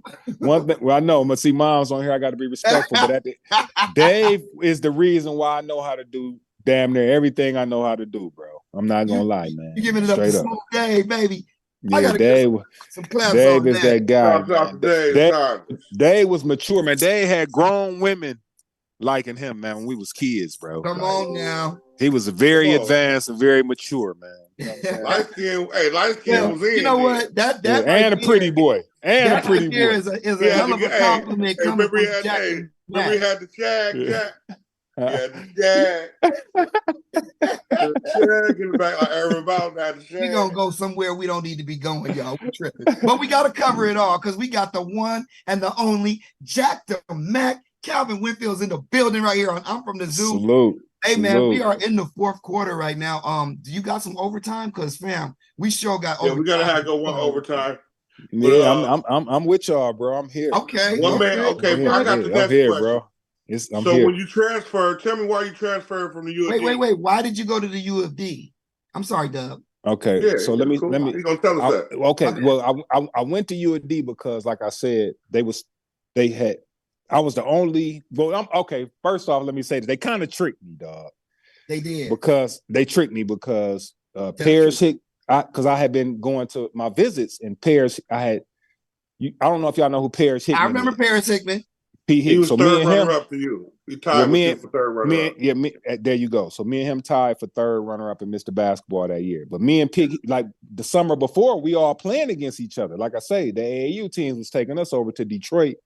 So we was able to play against all this tough competition. So I was meeting all the guys that was nice because my name started to ring around this time, right? So Derrick Gross and Paris Hickman both told me that they was going to go to U of D, bro. Oh, wow. And then they want to go to State, though. I signed. P. Hick went to State. Derrick Gross went to Oklahoma State. I think they say Oklahoma State gave D. Gross a little piece of change. You know what I mean? Yeah, that was that time. So they detoured him, you know. But at the end of the day, that's why I went to Detroit because I thought they were going to be present as well. And then once I found out they wasn't, it was too late. I had already signed. Yeah, because you know what, fam? I used to you could have gone anywhere you wanted, but then here it comes your senior year, and then I can't say that because I wanted to go to state and they didn't want me. But I took it out on them my freshman year. I played in my freshman year. I got down on them. Your senior year, down on them. Bananas. You went bananas. Look, Detroit didn't know what they had coming because you went absolutely bananas. You almost made the McDonald's game, if I remember. Well, I was honorable mention. Yeah. I was honorable mention. Me and Fenores was both honorable mention. You should have been on there. You know what I'm saying? Yeah, but like I say, I had a really good senior year. How many did you have on Michigan State your freshman year? I came off the bench. I had I think it was 19 off the bench. We almost beat them though. I had a dunk. I stole a rock, got a dunk that was on ESPN. Like it was crazy. So I had a really good game against them. We lost to them in overtime, as a matter of fact. Oh, we lost to them in overtime. Yeah. Steve Smith hit some free throws to take it in overtime. And then once we got in overtime, man, they took the air out of us, bro. They was just a better team, you know. Yeah. Right. Yeah, they was just a better team. But y'all was, but see, at that time, the MAC didn't have, those were like money games for those guys. Like they weren't really looking, they were looking past y'all, and y'all gave them a competitive run, and there was some pros on that squad. Yes. So tell me this, Jack. Huh? Not to skip it, but why did you leave UAD to go to Central? Man, I ended up getting in trouble, Dub. I ended up getting into a fight, man, that kind of got me in a little trouble, man. So I had some warrants off of my arrest, and I was suspended for the next 7 games of that next following year. And that at that time, like my coach at UAD didn't really like me. You know what I mean? Richard Bird, Coach Birdsong. You know what I mean? God rest his soul, because he got murdered in a hate crime, man, which is really sad. He was with his daughter when he got murdered in Chicago, in the Illinois area, but he wasn't really a fan of me because he had his own recruits that he wanted to come in. Right. And so at this point, it was like, bro, we won 7 games my freshman year. I was a freshman All-American, bro, but we had won 7 games. I was so sad and miserable because I had worked. Because you got to think, when you go to college and you play basketball, your whole life consists of that. Yeah. And I was the only freshman on the team, and they had me working out in the morning. I'm going to study table on the weekend. I had no free time. Bro, I kind of started hating basketball. It's like, bro, we're not even winning no games, bro. Yeah. So once I got in trouble and they told me I was going to be suspended for the next year, I was like, well, I'm not going to play because he already got his guards coming back in. So now fast forward, I'm playing at the Douglas in a summer league game, and Coach Charlie. Oh, that summer league was ridiculous. That's crazy. I'm playing with the Purple Gang. Our team was loaded. Darian McKinney, Fenores Pearsons, Willie Smith. Sam Mitchell, me. We was loaded. You know what I mean? Willie Smith, Danny Lewis. You know what I mean? Oh God! So I was on there too. Dub was on there. I think O'Neal was on there. D Little was on there. The purple shirt. D Little was the purple shirt. Dave was on there, so you know what I mean. We was loaded. No, I didn't play that team, but that squad was dope, though. I remember. Very dope squad. So Coach Coles came to the Douglas to see Fenores because Fenores had already transferred from Eastern to go over there. So he was just watching Fenores for the summertime. Fenores went to Eastern first, did Fenores went to Central first. No, you're right. He went to Eastern first. Okay. No. He went to Central first, then he transferred to Eastern. Yes. Yeah. So Fenores had signed with Central. So Coach was in the summertime just checking on his players. So he came through Kalamazoo to watch a game. And I just had a really good game in the Douglas that day, man. And he was recruiting me before I signed with UAD. Coach was. So he was just like, he was in love with me. You know what I mean? I think if he would have stayed, I'd have really had a better career. But he ended up, going on and a guy got caught into a little rape case, man. And they ended up taking it out on Coach, bro. And he had to leave. And he went to Miami of Ohio, which he had a better career there as far as a coach. You know what I'm saying? He had a heart attack too on the field, on the court. Yeah, God rest his soul. But he didn't pass away then. He actually saved him there. It happened at Western. Yeah. You know what I mean? It happened at Western. So Coach Coles was just a big fan of mine. So after I left UAD and got into trouble, man, I didn't want to play no more. I just was playing because I love to play basketball. I was just at home in summertime chilling. My plan was not to go back to college. I'm like, I'm done, bro. I don't want to play no more.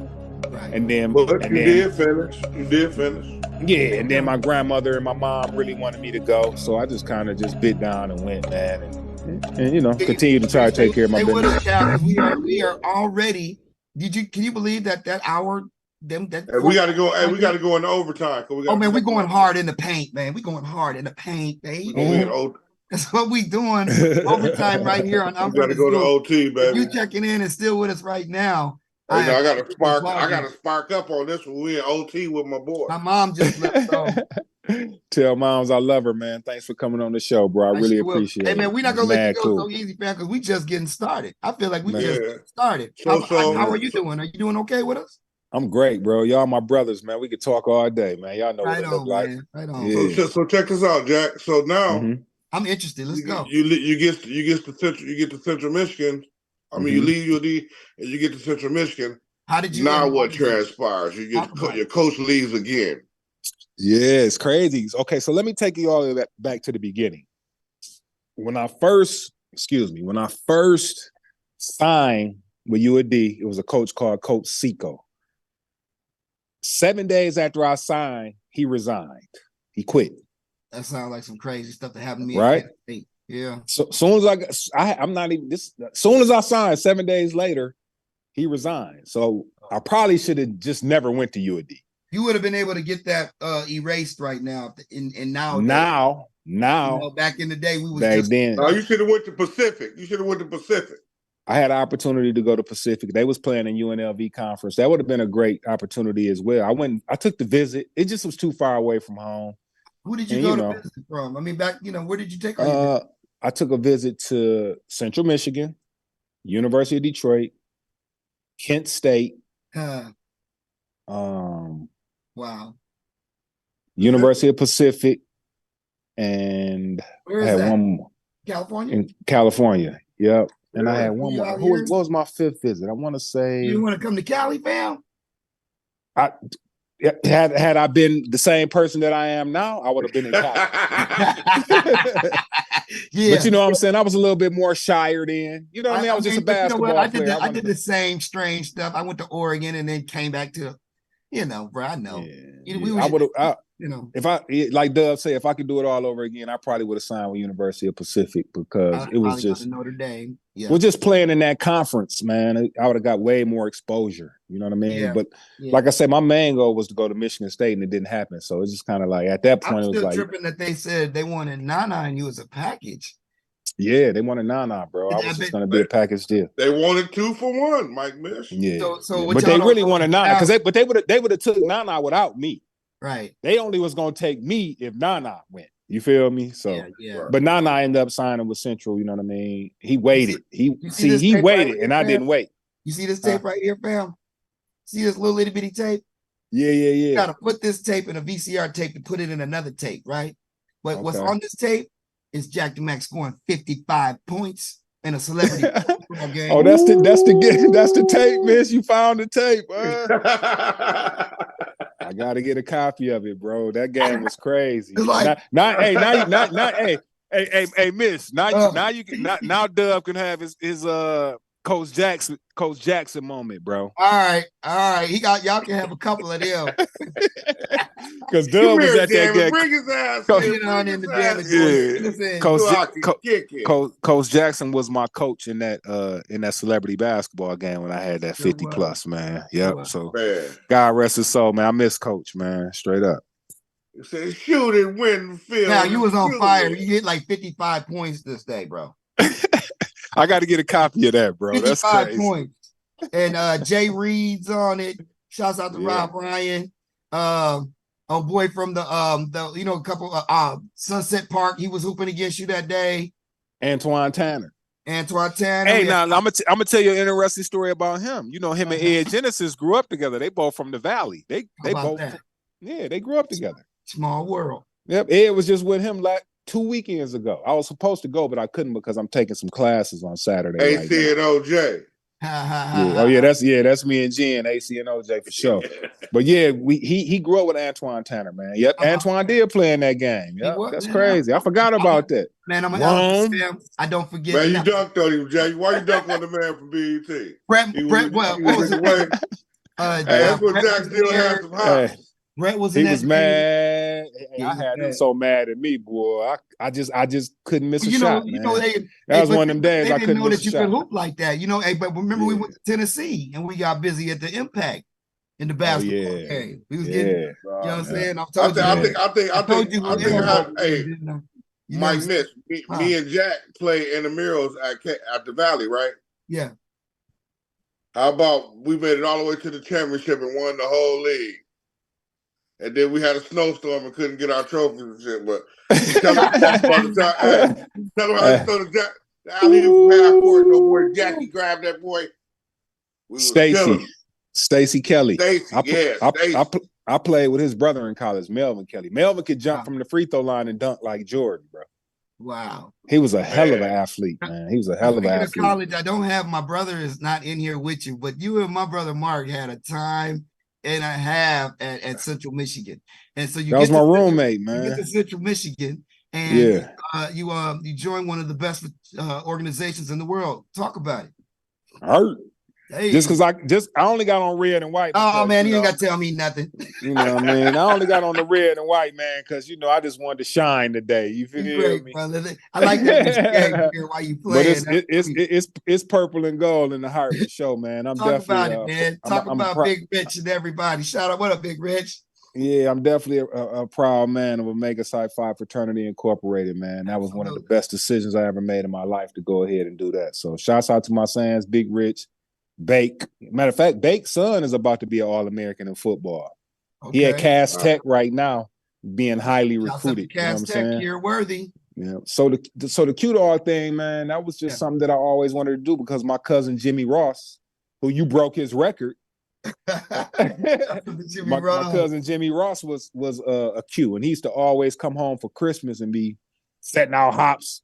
He'd be setting out hops. He used to be like, "Oh man, bro, I want to be that." I was a kid, bro. He was out, man. So I learned that from Big Cuz, and so he didn't never really tell us nothing about it. But I always said if I ever joined a fraternity, it would be that. So once I got to college, he went to U of M. Okay. Yeah. Did he just go to Michigan or did he play ball at Michigan, Jack? He ran track at Michigan. He was All-American. He was All-American in track at Michigan. He was ridiculous in college. Yeah, Jimmy Ross, All-American. Just for the record, Jimmy Ross has the longest all-time record who's from the zoo. And I have the long jump record in high school. I'm going to give you that. But he has the actual longest jump in college. He went 26.1. I went 26.5, but it was in Oregon. Yeah, but it's on that count. So there it is. But you still got two 26-foot jumpers from Kalamazoo, baby. So that's Olympic. That's Olympic, man. Olympic shit, yeah, man. Yeah, that's Olympic shit, man. You know what I mean? That boy jump out the pit. Don't jump out the pit on him. You know what? Growing up, fam. I mean, but look. When I was growing up, I was around so many great sports athletes, and I was just a little peewee. But I mean, my brother Mark put it on me in the playground, and then I would go to practice, and we have Cal, and you got Fenoris, and you got Travis, and Cowboy spinning and doing all kind of crazy stuff, and you know what I'm saying, so it was a ridiculous time, and me and Cal, we just became really good friends, and I wore this shirt because of you, fam, because we've been champions all our lives. Word up, man. I appreciate that. Because because like we started early, Mish. We started real early. One thing about me and Cal is you can't take and B-Dub, you can say this too because you guys been knowing each other from babies. You can't take away that childhood friendship. You're gonna get a lot of friends in your life and you're gonna go do all them things, but there's nothing about that childhood that you love and you grew up with and you know them. So no matter what storms you might go through, no matter what darts other people may try to throw or outside influences, you can't really penetrate certain things that God has already set up for you, And me and Cal and Dub, all three of us in our parallel lives, I dare anybody to say that we not from the zoo or represent the zoo. You're a fool out your mouth saying that right there. Yeah, man. North side all day, bro. Come on now, man. And I speak about it and talk about it no matter where I'm at, bro. I've been in a lot of places, and I'm always had the Kalamazoo North side on my back, my front, and on both sides, bro. That's what it is. So talk about your talk. Yeah, amen. Right on, shop, bro. So talk about let's get into it since we there. Let's you remember when we came to New York? Remember when you came to New York? Yes. And Mark. Yes. Who was that? Mark, Teddy, was Coop with us? It was Mark, Teddy, me, and Rock G. spent. I don't think Noodles came. Did Noodles come with us that time? I don't think Noodles came with us that time. Came. I think somebody maybe it was Noodle. It was somebody. Somebody that was like that wasn't with us a lot, but they was there. Noodles. It was Noodles. Man, he's actually a pastor now. He's a really dope MC, but he's a pastor now, so he don't rap no more. But he was a little youngin' of the crew, you know what I mean? But yeah, we had a great time, bro. And thank you for that, bro. You took us around. Yeah, Noodles was like a little Nas, bro. Noodles was before his time. He was crazy with it, bro. Good. Like, that's the big deal. Well, oh my God, he was nice. But he was super nice. I remember Cal called me up. I was living in New York. I was living in New York. Cal called me and says, "Man, we're coming to New York," and I was so excited, because my boys, my man Starsky always had been coming to New York with me, but when Cal and them came, that was just official. I just couldn't wait to show them everybody and everywhere. And Mac thought I was on them things when he saw me because I was spitting. Hey, Miss was hype. Hey, Miss, tell him how we met Guru, dog. That's another interesting story, fam. Yeah, since now we ain't got mom on here right now. Right on. We can talk about the Guru scenario, man. All right, so go ahead, Cal. No. You tell him. You go ahead. We was in club downtime. I'm gonna let you tell the story. Man, you got a bet now. You got a crazy memory on that. So Cal comes in town, and so I'm making all these phone calls for us to have like a good time, good night, right? So I make this call. So we go to downtime. Great stuff, fam. Go to downtime, and I'm thinking, was DJ Red Alert there? DJ Red Alert. DJ Red Alert was upstairs, there was stairs, and he was on the top of the stairs, and he was DJ Red Alert, and Cal came in, and first when we came to the door, they was like on a list, so Cal just looked at me like, "Nigga, we on a list?" I'm like, yeah, man, this New York is what we do, man. And so we come in, we go waltzing in, we go in right straight, we get to the spot. And Chase is the man that was running it. So Chase daps me up, and I'm like, "Thank you. This is my team. This is Jak Da Mak. This is such and such. Everybody. Mac. This is Mark. Noodles. Teddy. All right. So boom, we come in, and Guru sees us, and he looks back, me and Cal, and he just points at both of us like, "Come on here, Will. Y'all come with me." Just like that, we walked in. Y'all come with me. We walk in the club. This is 98. This weed is not legal. This New York City. We in the club. Everybody watching. We on the stage smoking a blunt with Guru. Yeah, man. We got a chance to smoke a blunt with the guy, bro. Yeah. Guru. Oh my God. God rest his soul, just man. Mac and Guru. Just us three, man. He was so cool, bro. I couldn't believe how cool he was, fam. Yeah. Wow. Him and Busta Rhymes are the coolest rappers I ever met in my life. Yes, absolutely. And Sibo, you know what I mean? Bo, Bo smooth. Yeah, Bo, my guy. That's my bro. That's my baby. Shouts up to Richmond. Shouts up to Richmond. Well, he from Garden Block. He's from Sacramento. He's from Garden Block. Okay. It's up that way. You know what I mean? You up there. Ain't too far. He from Sac. We didn't have a chance to see a couple people. You remember when we was in Chicago? Remember who we met in Chicago with DJ Latin Assassin? Oh man, we did go with Latin Assassin. I had that great time with the Puerto Rican DJ. What's his name? DJ Tony Touch. DJ Tony Touch. That was crazy. That was the first time I seen a DJ have a hype man and just rock the whole set, bro. Right. He wasn't rapping or nothing. He just was the hype man. And Tony Touch DJ, and he got a hype man with a microphone in front of everybody. He just rocked the set, bro, just on some hype man shit. It was crazy. I said, oh, these New York niggas is different, bro. Yeah, man. That was cool. Different, bro. That was so cool when you came out. And because then when I left New York, I came back home, and I was in a crew called the Urbanites. As you know, we're pretty much Michigan and Urbanites is pretty much the same too. You know what I mean? Shouts out Shouts out to Tone. Shout out to Micah. Shouts out to Act. Solo. Shouts out to Pook. Rock. Shouts out to Pook Newt. Shouts out Come to on, dog. J.E. Shock Love, G-Rock. G-Rock. Come on, Mike. Tate, you feel me? Boom. Yeah, man. Shouts out to Shock, my brother Shaka. Hey, rest in heaven to my man DJ Dynamite. Yeah, man. Rest in heaven to my man Soldier Sergeant OZ. Rebel OZ, man. Rebel Straight OZ, up. my brothers. You know, man, Cal, we're still here, man. And, you know, I love you, fam. We did a lot. Love you too, bro. You know, so like just by saying DJ Dynamite and Rebel OZ, just between me and you, we got to stop dragging our feet and put our, you know, yin and yang joint out in that other Michigan album that we did with Needles. I'm ready, man. We got to get a video. I keep telling you, it's like, bro. I know, man. We should do that one out here we... in the desert, though, because I ain't going to this, man. You know what I'm saying? Hey, man. Hey, I'll come out there and do it. Let's just let's make the connection and make the arrangements. Make a budget happen, and so be it. Let's do it. You dig it? Yeah, you know what I'm saying? We pull it off. We can definitely pull it off because it definitely needs to happen. You know what I mean? Yeah. It needs to happen. So let's make it happen, bro. Dub. I've been talking too much. Dub, man. Talk to your brother, man. Tell me something about Mac, man. Because let me say, B-Dub has always been, for the world that don't know, me and Dub been talking pretty much every day forever.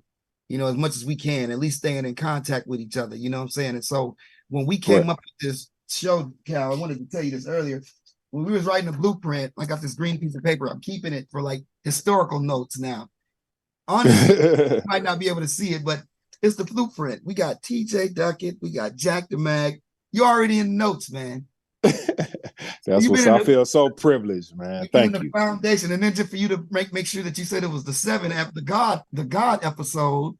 You know, man. Thank you. Yeah, man. Definitely the God episode. Yeah. Could we do something special? Because I know we've never. I know we just like going. We going everywhere, and we're talking about your thing, but I want to touch on Michigan for a little bit because I was saying, you know, those years of Michigan were incredible. We were right before the internet came, and then when the internet came, nobody really know what to do. People got mad at me because I was putting music up on the line. You guys gotta understand, man. Like we a family, man. But like when you got to get to this level of brotherhood. There's a lot of tension and a lot of fighting, but it's love. Absolutely. It's not like it's just, you know, kings are sharpened, iron sharpens iron. And, you know, you ain't going to see out no king out here without having co-kings. And, you know, you have to have a personality. You know, you have to have love in your heart for the next person to, you know, to see. I want to see Calvin win.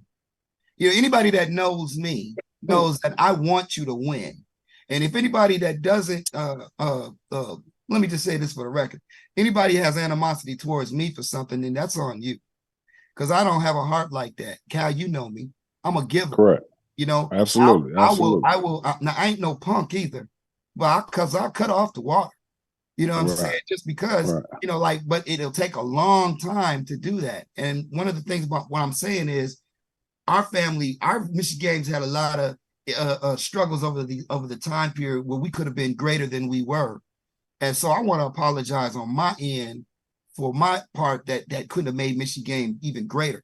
Although I'm always Michigan, we're always Michigan. This is one of my favorite, you know, you can look at all my bios everywhere I go, all the videos I do anywhere else. I'm always talking about this man right here, Jak Da Mak.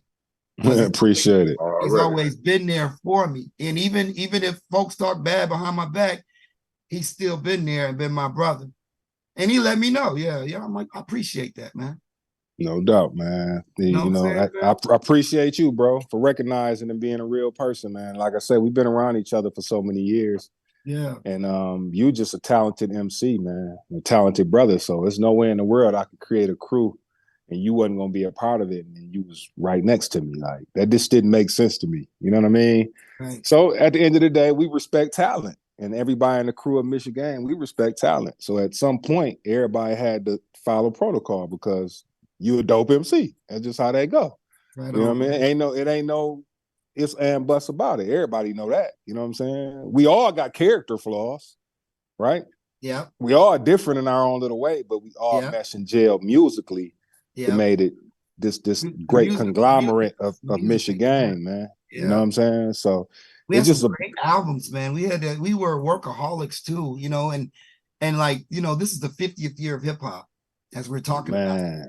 Shouts out to hip hop. Shouts out to hip hop. Shouts out to Cool Herc. Shouts out to Cool Herc. Shouts out to Gaz. No, shouts out to the musicians that played. Shouts up to the musician. We had Stan the Man, the guitar man. He was talking about Stan the guitar man on. Stan the guitar man was on, and he was telling me about you, man. And that's my guy. You should have got him on here today with you, bro. Yeah, that's my guy, man. Stan, he wasn't at the compound. I was in a building called the 4040 building before I actually. Okay. After I left the 4040 building, I went around the corner, and that's when me and Needles was side by side. Yeah. Okay. And then after that building, we had a standalone building. We left that building, then we went to the compound. All right. So before that, I was at both of them. Yeah, Dub was there for a lot of the shit, bro. You know what I mean? Yeah. So he know a lot of the history. But Stan used to be up under me. Man, you walk in Stan office, bro. He got platinum and gold plaques all over it, fam. Yeah, I see. I got a picture of that. Matter of fact. Oh my God, he's played on everything. It'll blow your mind. You're walking, he had plaques, man. It was crazy. He played on everything, bro. In the 90s, played on everything. Late 80s and 90s, he played on everything. This right here. There you go. That's you feel me? So Stan was my guy, man. And he would talk to me about the industry, and he would come listen to me make beats for hours, man. And he used to tell me he thought I was really dope, man. He was a great person, man. He thought very highly of you, fam. You know what I'm saying? And I got him to play on a couple tracks, you know, but he's so important and so popular, you can't just get him for free all the time. You know, he's gonna show something like you gotta go in that pocket, man. Stan gotta get paid. Donation. He asked for a donation. Oh yeah, he gonna get it. He ain't gonna break your back if he know you, but you got to give up something, because you got to think he come from the industry when everybody was paying. We come from that era when everybody was paying top dollar. Everybody got to get their hands things done. Yeah, that makes absolute great sense. And you know what, Calvin, man, you've had such a great career, brother. And I'm just personally working with you, but you know, from the time that we all went to, I think it was 2007, you went to Texas when Joshua was born. I remember you came and kicked him up. Josh was born right before we left. Right before you left, you went to Texas. Absolutely, and you wanted me to come with you, and I was like, "Nah, man, I can't fade the laws."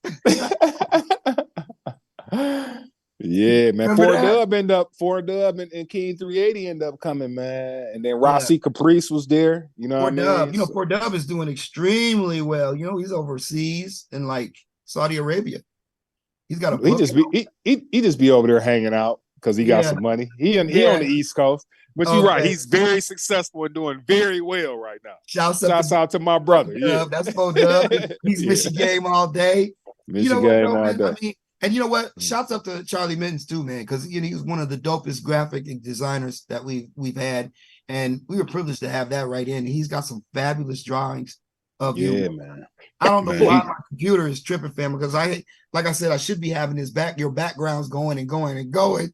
But it's all good. It's all good. You know what I'm saying? Because I'm like, I got old stuff of us, and but like I was saying earlier, man, we had some good times with Michigan. You know, we would y'all didn't understand. We live in Kalamazoo, and for 300 to 500 people to show up at a little club venue for your show, every show we putting on like 3-4 times a week, baby.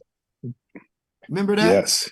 That's what that's what me and Ed is basically doing right now, man. We're trying to recreate that atmosphere. Yeah. Because we got to get back to letting artists they need a platform. They need an outlet. They need resources. Yeah. We have to reconnect those dots, man. That's what's wrong with the city right now. It's no more club soda. Blue Dolphin, because the gun violence is so crazy. You have to think. Can't do nothing. Yeah, Kalamazoo gun violence has been labeled a public health crisis, right?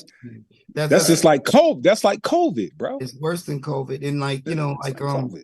And that's one of the reasons why we wanted to have the show too, man, because we wanted to have persons like yourself and Ed Genesis and community leaders and teachers and people that are positive, that love their town, to be able to say, hey, enough is enough.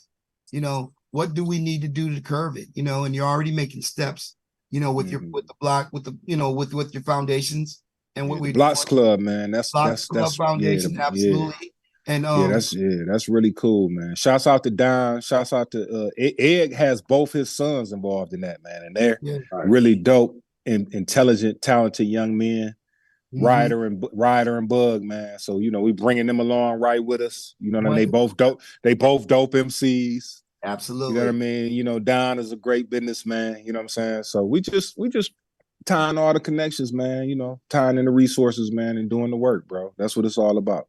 And shouts out to all the other organizations in Kalamazoo that are doing the same thing for the men and the women, the homeless shelter, Greater Kalamazoo, Maddie Jordan, she just retired. A lot of different people, a lot of different organizations. Maddie Jordan is so influential for this community, bro. She's really showing what you can do in the community. She's opened up a lot of doors for a lot of people. Yeah, man. Shouts out to Miss Maddie, man. I think that we forget, and that we come from an era, Mac, when our parents did go to work. We might not have had a lot of money, but we had people that went to work in the grind, and they showed us what it was all about. And we went to church because everybody had to go to church to get on the church basketball team. I never played church basketball, man. I never got a chance to play. Yeah, I never was on a church basketball. I don't know why. I don't know why. You know what? I was gonna play with Bible Baptist because I was going to church with Danny and Chucky at the time. Right.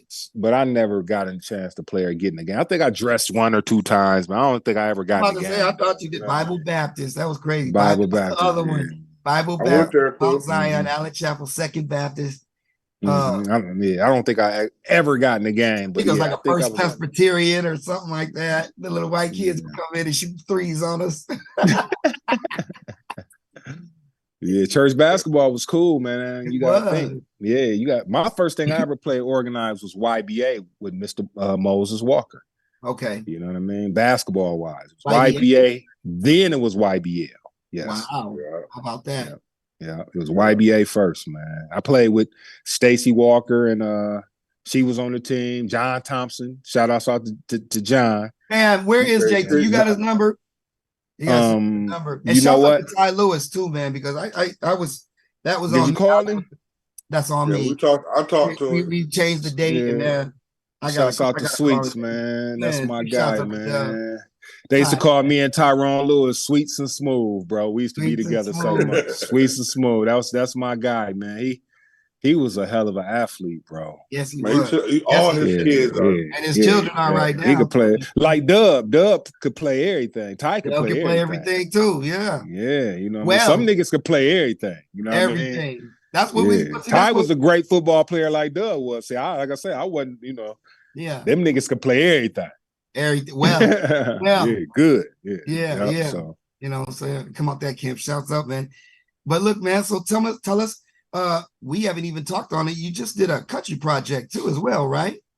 Yeah, man. I actually did the Royal Kings project with Joe, man. I produced it. You know what I mean? Talk about that. That was a great experience. That was more of a challenge for me than anything else. Because that genre of music I had never tapped into, but it's important for me to show different layers of my personality. Right. And so that kind of was like, that's how that kind of fell into the place, man. But I'm about to back up off a lot of the joint ventures that I was doing, fam, and just kind of focus on myself and the Michigan crew and getting everybody that I came up with doing music back involved. You know what I mean? That was cool, but that's not me. You feel me? Man, I'm just saying, if we ever come down here in the West Coast, we can make something happen. I love this. I love being on stage with you, fam. It was like, because what people don't see is that when Mac and I used to rehearse, and I said the word rehearse, we didn't just get good like this overnight. All right. We would stop with it. Look, I can tell you right now, when we have our shows and we in rehearsing, if either one of us mess up one syllable letter, what we gonna do, Mac? Go back to the beginning of the tape. Take it all the way back to the beginning, man. Start that over, bro. So we made ourselves get to the point where we could go through 20 minutes without flawless. And And then, well, I would know so much of your lyrics, and you would know so much of mine. And Teddy too. It's just like if I messed up on stage, I was gonna fill in anyway. We knew where the breath was. You knew my rap. You knew my rap like I knew my rap, and I knew your rap like you knew your rap. You know what I mean? Right. Because we did rehearse so much, and I think that's a lost art, man. You gotta think that's what's wrong with hip hop right now. It's just everybody has a platform to just rush music out. Yeah. So I think nobody sits down and really think about what they're doing anymore. Everybody think it's a race. Yeah. And it's not a race. The race is to make the best music you could possibly make, man, and stand on it. Make timeless music, then it don't even matter when you put it out. Make timeless music. It's timeless music because we got to a point where we couldn't do a show where we couldn't do It Girl. We got to a point where we couldn't do. I mean, we had sets. Y'all don't understand. And wait a minute though, it wasn't just me and it was our whole crew. It was Teddy, King James, Wally Payne, Charlie Mittens. If anybody mess up, we start over. Gotta start over, man. That was I don't care. That's funny you said that. Teddy just brought this conversation up 2 days ago when I was with him.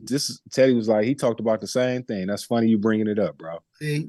Game recognized real isn't real recognized real all the time, you know. It had us very precise. Yeah, and we carried that to the stage. And you know, you were talking about trying to recreate that. It would be really, I mean, I don't want to be negative. It would be really hard to recreate that time period because you had Missy Game, Thoroughbred, Desert Ease, Schizo and Heinous. Right. You had the whole the liquor store. Mad Oak and Gyro. Rumble House. What's my man? You can go back a step further. We can't leave our Prince T and King Crush and Felony. Dynasty. We can't let Felony, King Crush, and Prince T go unnoticed. And Haji them crew. You know but wait. And MED. MED, you know, I was the first person to put MED on stage, bro. Just like I was the first person to put Miss Jazz on stage. So I take pride in those moments, man. Because Miss Jazz ended up being a dope MC, just like MED, bro. Like crazy. You know what I mean? I remember the first time I told her, Miss Jazz, I'm gonna put her on stage. She was like, nah, Jack, I ain't doing it. Oh, yeah, you doing it. Man, she got on stage and went crazy, bro. And then she said, we had more females. Then the shows got crazy. What? We had Sarah Sue, Sarah Dawes McCrean. Yep. And then we had Wendy. Yep. Wendy. Oh goodness. And then at this time now, this Wendy was hard. We go to Wendy was super. You know what, man? Emily Jameson. She's on the Royal Kings album. She's on our first record. So many people been asking me how you 2001. She's on the Soul Survivor album, fam. She's been on it. Man, Emily Jameson is still cold. She got a daughter right now that's amazing, bro. Yeah, I heard her. She has a daughter that's amazing, bro. Play the piano and sing like Stevie Wonder. She amazing. That's beautiful. I've seen some of the clips for and her husband. Shout out to her husband, Mike. Her daughter. He's an incredible musician. Yeah, they get that legit. She got it honest. Yeah, she got it honest. How are your babies doing, Cal? They're great, man. Getting big, man. My daughter, you know what I mean? She's 29. Oh my God. Yeah, don't say that. You make me don't say that. Yeah, bro. My son just turned 13, man. JJ 13. JJ 13, bro. Yeah, and, so Eddie on that ice skating. Yeah, he been playing hockey since he was 4, man. So I'm proud of him, bro. Man. He's a hockey player. I don't think the basketball bug gonna ever hit him, but he's an athlete. You got it honest. All my children like to lift weights. Yeah. Yeah. I seen your daughter shooting the basketball. She got a nice form on the jump shot. She can shoot, bro. Hey, she don't like basketball? Man, don't even get me started over here, bro. I've been begging her to go out and play basketball, man. Every day I was like, literally, you know what? Because I'm not there. I'm not in Florida. So if I was there, that'd be a whole different game. Yeah. She'd be more influenced and more inspired. Yeah. I'd probably be coaching. She'd be on there. Be on there, yeah. But she do, but she do got game though. But thanks, man. Man. I mean, look, man. I wanted to say, shouts up to Teddy, shouts up to Mark. I tried to call you for your birthday. You know what I'm saying? Anything else, Mac? I mean, gosh, bro, we got so much. You know what, man? Happy belated birthday to Dub and Choo Choo birthday, man. You know, so their birthday just birthday passed. today? Oh yeah, happy birthday. Dub on the 4th, Choo Choo on the 7th, and King James is on the 26th. They all Scorpios. They all Scorpios. Happy birthday, and my man Nigel. So and my dad, and the upcoming birthday this Friday. Happy birthday to my beautiful daughter Lily. Right on. Happy birthday to Lily. Right on. My aunt Sylvia. Happy birthday. Right on. Blessings, Pops, man. Leonard Mack. He's not on here today, but you know he love you too. You know one thing. Pops is very supportive, man. I love your Pops, man. He's very supportive. I can't wait till we can go to Vegas and really go hang out with him, bro. We got to make sure we do that this year, man. I want to go tap in with Pops, man. He's always supportive and inspirational. Hey, man, he keeps me inspired, man. You got to be a special dude because I have two Pops. I have two dads. I'm blessed. And I'm super blessed. Yeah. Have y'all talking enough about two amazing black men. Two. Yes, sir. These is real black men. These real soldiers. I got two of them, world, two dads. I love them both. And the cool thing about my brother Mac and Dub is that they love them. And it ain't just like I ain't got to be in the way for them to check in with each other type shit. They've been like that for years. Yeah, you know? Man. So that's what I was saying about getting back to, like, you know, God is amazing, y'all, because, you know, only God could do this for us, Cal. Facts. Only God could do this for us, Dub. Well, first off, we're just blessed to still be alive. I explained to you how many soldiers I done lost, man. I lost, 10 people in 2 years that I did music with in Arizona, bro? Yeah. Like, I remember 10 people in 2 years, bro. I was going crazy. Like I didn't over understand what that meant or what that looked like. That's why I went and moved to Vegas and did a lot of things over there, which was cool because I got a chance. You know, Delhi came out, we shot the movie, we did the soundtrack. Delhi, man? Shouts out to Delhi, man. Yeah, shouts out to Delhi, but I haven't spoke with him in a minute, man. We kind of lost contact, and then I changed my number, bro. So it's okay. Well, here resurface. When you do, man, just here resurface. Rehook us up if you can. I appreciate no doubt. I'll make the connection, man, for sure. He'll resurface soon. He always do. At some point he'll resurface. All right, yeah. At some point he'll resurface, man. What you got? So I know you're doing a lot of things in the community, man. Anything else that you want to share? Because Cal, we could go in because there's still things that we could talk about, man. But bro, it's been amazing to rap with you, man. And just, you know, I know we rap all the time. We all be together, Dub. You know what I'm saying? But it's real special when you can have your friend on there and honor him like you're supposed to be, King. Because man, I appreciate it. Of them all. Man, thank you, man. Because I think it's important to give people their flowers while they're still alive, man. Because you just never know. Tomorrow is just not promised, you know. So I love what y'all two doing with this zoo platform, man. And you know how I'm from the zoo, so you know I love this type of shit. You know what I mean? Like, this is beautiful, man. And then you got Dub involved. You know, Dub don't be doing nothing like this. Dub be behind the scenes helping the youth and the kids, and don't nobody even know. Right. I know because we communicate. I know what he's done for certain kids to try to put them in certain situations to be successful. Right. You know what I mean? So to get Dub on the platform, man, this is beautiful, bro. And you know, Dub don't even be playing around like this, bro. You know what I mean? Dub don't be doing nothing like this, man. So you got Dub involved, man. This is a beautiful thing. Well, you know what, fam? I just I think really what it is I've been coming out of my shell a lot more. And, you know, we're doing the television and the producing and things. And I've been seeing what's been going on at home, man. And I'm conscious, fam. I love Kalamazoo. And so I'm out here doing the best that I can and working. And we're getting noticed out here in the Bay. I love it. We're getting some traction. You know what I'm saying? So by saying that, I'm saying, like, you know, Kiki, our producer, is absolutely outstanding. She's got shows going on with a lot of people up and down all over the world. With this global platform here with the Come Through Network, and so it looks nice, man. It looks nice, bro. It looks the part. So shouts out to Kiki, man. Shouts out to Kiki.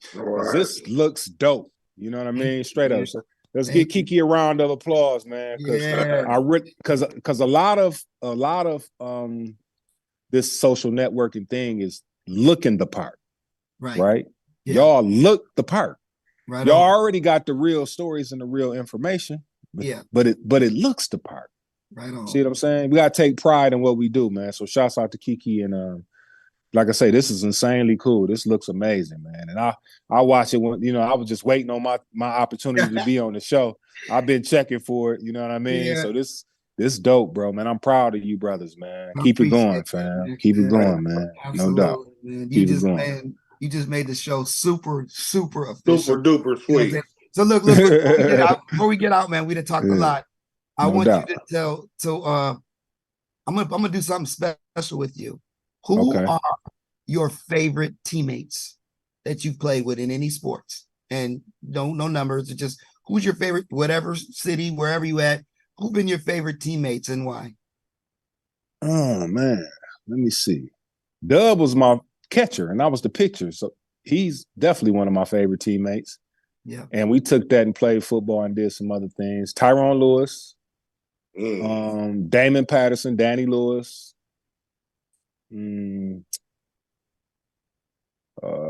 Fenoris Pearson,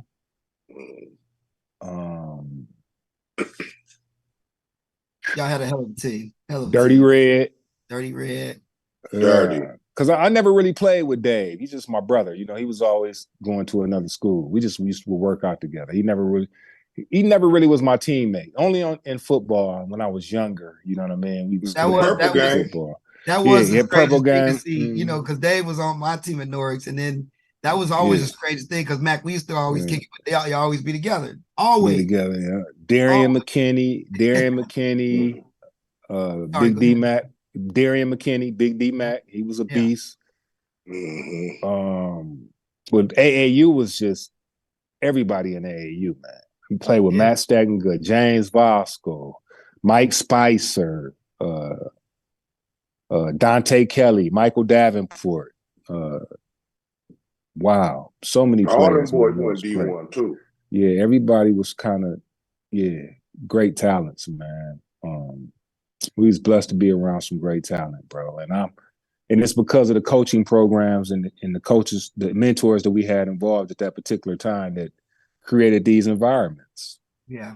You know what I mean? Because what was we doing? We would if it's no Wall Hall, we not connecting the dots. I was just getting ready to say, speak on Walk Hall because you have a lot of love for Mr. Hall. Yeah, Wall Hall is the reason why we was connecting the dots with. We was from Kalamazoo. They're from Grand Rapids. We was competing with them during the season, but in the summertime we played with them. You know what I mean?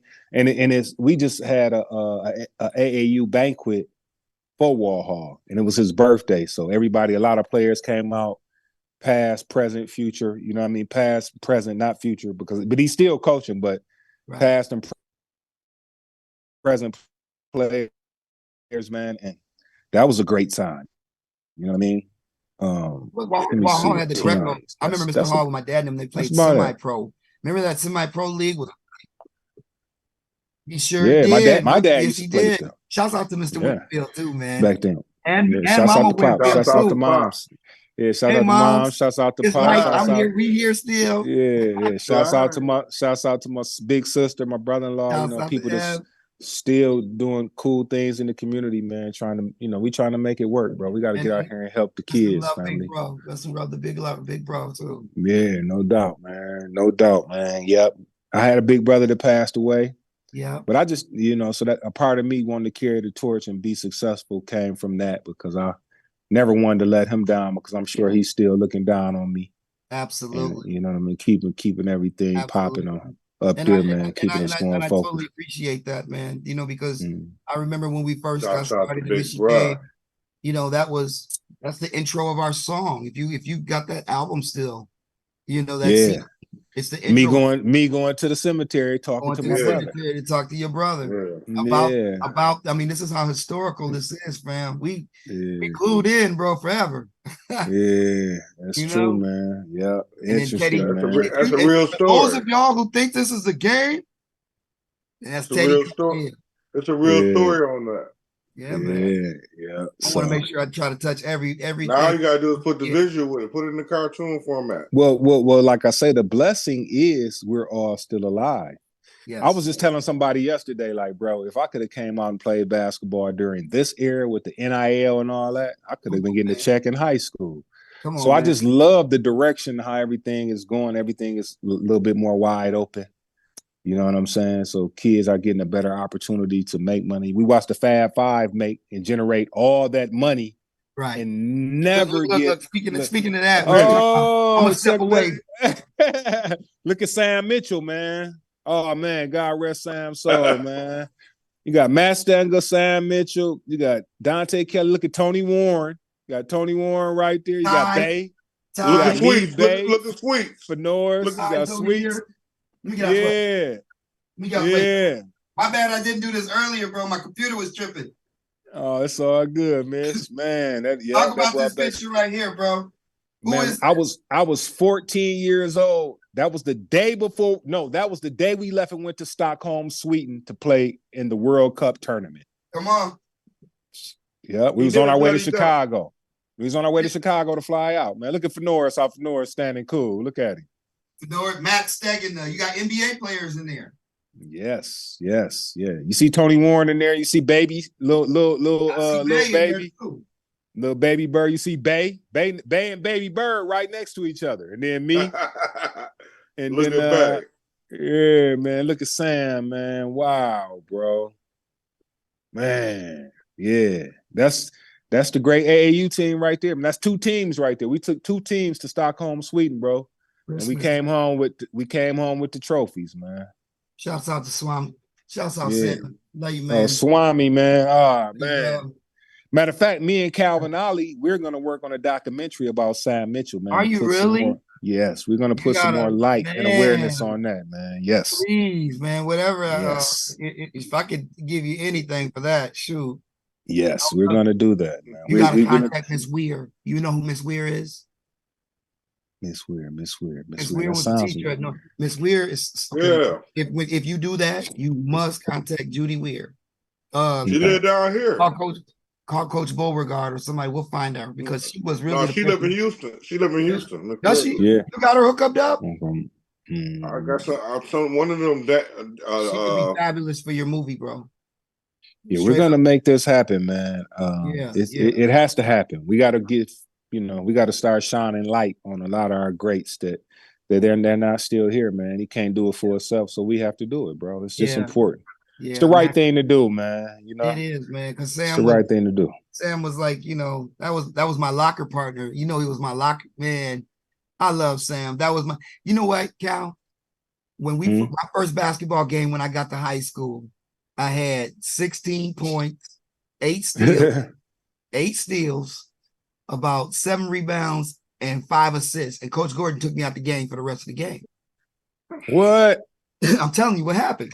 What happened, man? What you do, man? You got trouble, man? Bro, I used to go. You got trouble, man? How you get put out the game after having them stats, man? He didn't pull it up and shot too deep on the 3 or something, man. Because Kelser asked, because Kelser sat there and leaned in, and Coach Ducker said he's gonna have a 5 quadruple double if you let him keep playing. He's gonna break the school record. So Kelser hated on me and they took me out. I'm telling you what happened. We got on the bus. Sam Mitchell. We played Portage Northern at the Dome. Sam Mitchell got on the bus. It was quiet. Ty was there, blood, everybody. He turned around and only his way and said, that motherfucker, my little homie Mike got busy out there on y'all niggas, man. Coach, when you gonna put him on varsity? You know what Sam would do, right? Man, Sam and Tyrone was the most outspoken basketball players I ever met in my life, man. They'd say anything to the coach. Anything to you. And they did too. And shouts out to Coach Douglas for taking it. Goodness. We ain't talked to Coach Jackson like that, bro. Y'all have not done a damn thing. I'm not messing with y'all. No, man. Hey, man, Cal. Man. Shouts out to Coach Duckett, though. Coach Duckett. Yeah. We can't lose focus. We got to shout out Coach Duckett too, because he was such a great coach as well, man. He had great talent. Yeah, him and Coach Jackson, man. They was the two, Coach Jackson and Coach Duckett, bro. That's it. Yeah, that's it. They go together, don't they? They go together. They you know what? You know what that is. So I'm honored to have Coach Duckett, and I'm honored to know Coach Jackson too, because Coach Jackson was nothing but respect all the time, every time we seen him. Yes, Oh. yes. Coach Jackson demanded his respect. Because if you didn't respect Coach Jackson, you was getting slapped upside your head. Yeah. I promise you. That's just how that damn go. it, bring it. Yeah, that's just how that go, man. Coach was a whole different type of animal, brother. Oh man, we going to the hellhole. Hey, Cal. We're going to the hellhole. Dub, love tell that story, bro. You gotta tell it. You gotta from your perspective. To the hellhole ain't no punk, boy. From your perspective, fam. They shooting BBs. They shooting BBs. I think we're in triple overtime now here on the Come Through Network. I'm Lewis, this is Mike Mish and BW host. We are here with the fabulous one and only Jak Da Mak. And right now we're talking about an incident in Niles. Break it down, fam. Man, now tell you.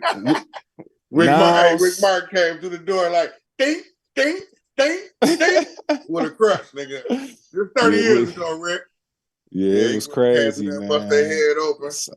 Some of them games. Came in there and say, man, coach, we gonna go out the back door? We gonna go out the back door, coach? Coach Jackson said, damn it, what way did we go in? Everybody said through the front. Well, that's the goddamn way we're going out. Going out. We ain't no coward. Coach Jackson, man. Oh man. Coach Jackson he told Jerome, bro. This ain't your gym. Fuck you, Coach Jackson. Fuck you, Coach Jackson. No, it ain't my gym. It ain't my gym. It's your mama's gym. Coach was a whole nother animal, man. We going to the rat trap. Mike Isaac. I love you, son. I love you, but you're ineligible.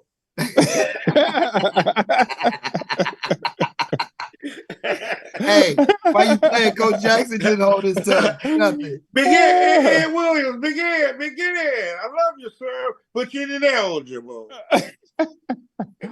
Oh man, Coach was something else. What about this picture right here, Mac? What about this picture right here? Oh man, them my guys right there. That's Dirty Red and Dave right there.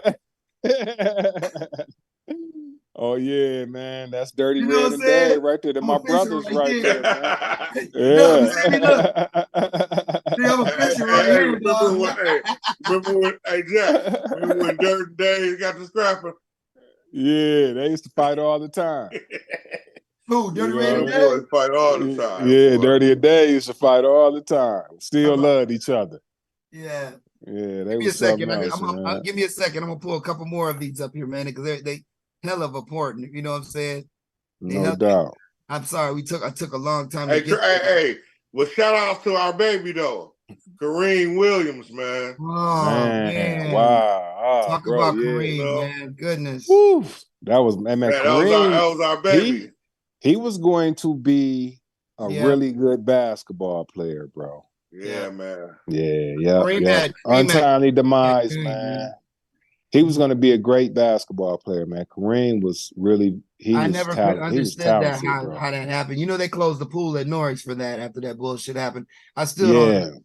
I think something bullshit happened, man. He did a demonstration and James Langford went in there and got him. Langford jumped in there and pulled him out of there. Yeah, I didn't know. I ain't know LA pulled him out, but I know that. See, you got to think Kareem was silly, man. So when he was having the situation, they said they thought that Kareem was playing because because everybody knew he could swim really good. Yeah, you know what I mean. Yeah, he could swim. He was in swimming class. He could swim. It wasn't like he couldn't swim. He just had heart failure in the pool. So when he was telling people he needed help, they thinking he playing because everybody in the class know he can swim. You know what I'm saying? I was in the 8th grade when that happened. No, boy went down there and got him. I ain't know LA. Yeah. I even asked LA one time, do we ever think about that shit? It was a long time ago. When I was seeing him, and they were like, yeah, my brother went down there and got him and pulled him up. He was doing a demonstration. You talking about Steve Langford? Nah, I think it was LA. Dang. No, I'm saying you was asking Steve. You say you asked Steve about his brother. Yeah. Well, you know, LA went to he went to Central with us. He played on the team, but he probably went to Norwich first because that was the freshman year. Yeah. Right. Now, I'll never forget it, man. Yeah, I'll never forget that day, bro. We had just got back from running one of them long ass. It was conditioning. where we had just got back from running one of them long ass, what Coach Jackson used to call them loops. 3 mile loop, 3 mile loop, 3 mile loop. Yeah. We got back in and everybody was crying in the gym. We like, what's going on? They like, man, they just told us Kareem died at school today. We like, what? I almost fainted, bro. Yeah, bro, that was unbelievable. I used to go over to the crib and stay the night. Oh, that over there. I almost fainted, bro. That was intense, bro. Yeah. Man, with his Max Julian on. With his Max Julian. I can remember that funeral. I'm looking at the funeral right now. Wow. I'm looking at the funeral. When I was walking up to the casket, Bay was coming back from the casket. Yeah. I'll never forget it, bro. I couldn't walk up there. I got ready to walk. I could because when Bay was coming back, he was so messed up and crying. I couldn't even make it to the casket. I made it halfway down and turned around, bro. Couldn't go down there. We've lost a lot of good people in Kalamazoo. We've been through a lot. Man, you talking about Dan? That's the man. Absolutely, what you saying, Cal. It is a privilege to be here in this world, and I'm really thankful. And it's good that we're here to keep some of these people alive. Sam, Kareem, Johnny Gillum. Goodness, lots of people. We could go on and on because, we had Big Puda and Alan Carter and Ron Wilson. Shouts out to them, man. Puda, my baby, man. I love Puda, man. That's my baby. We had a very interesting talk with them. They thought highly, like I said in the beginning of the show. If you heard Calvin Winfield or Tyrone Lewis at the beginning of this, you gotta take a shot. Man, everybody talking about Tyrone Lewis. He just because Sweets. But Sweets it was a great time growing up there, and we were talking about the crack era, and what I wanted to ask you is, because I know a lot of people know all about everything that we into, but everything not really. But we did talk about that street level, and that crack era hit just when hip hop started, just when you were starting to acclimate yourself in the gym, and now you said some ear candy that I didn't even know. Coach, Mike had opened the gym for you to go in there by yourself to work out. You and a few selects. So everybody else out here running in the crack era. I'm gonna tell you how to. I'm gonna tell you how that started. I didn't know that. You getting in the gym, fam. Yeah. That's out here running around in the crack.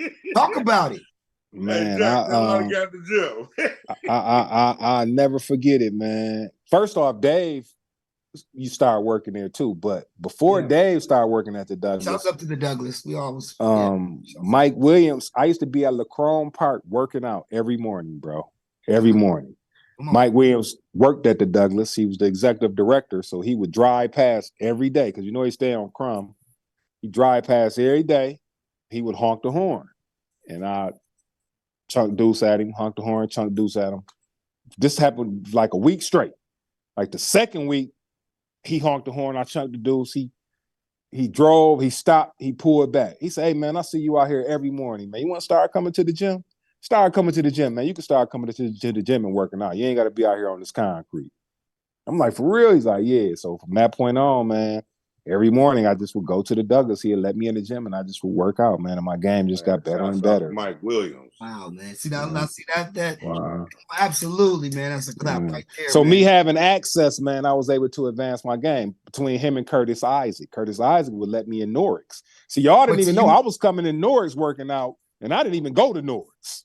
I know. That's crazy. Yeah. But see, this is what I'm saying. You had the mentor. You had some real ones, Mr. Williams and then Curtis Isaac. You had real ones pull you to the side early. And the thing about that is you recognize that, hey, this ain't no normal thing that I need to be sharing with every single body what I'm doing.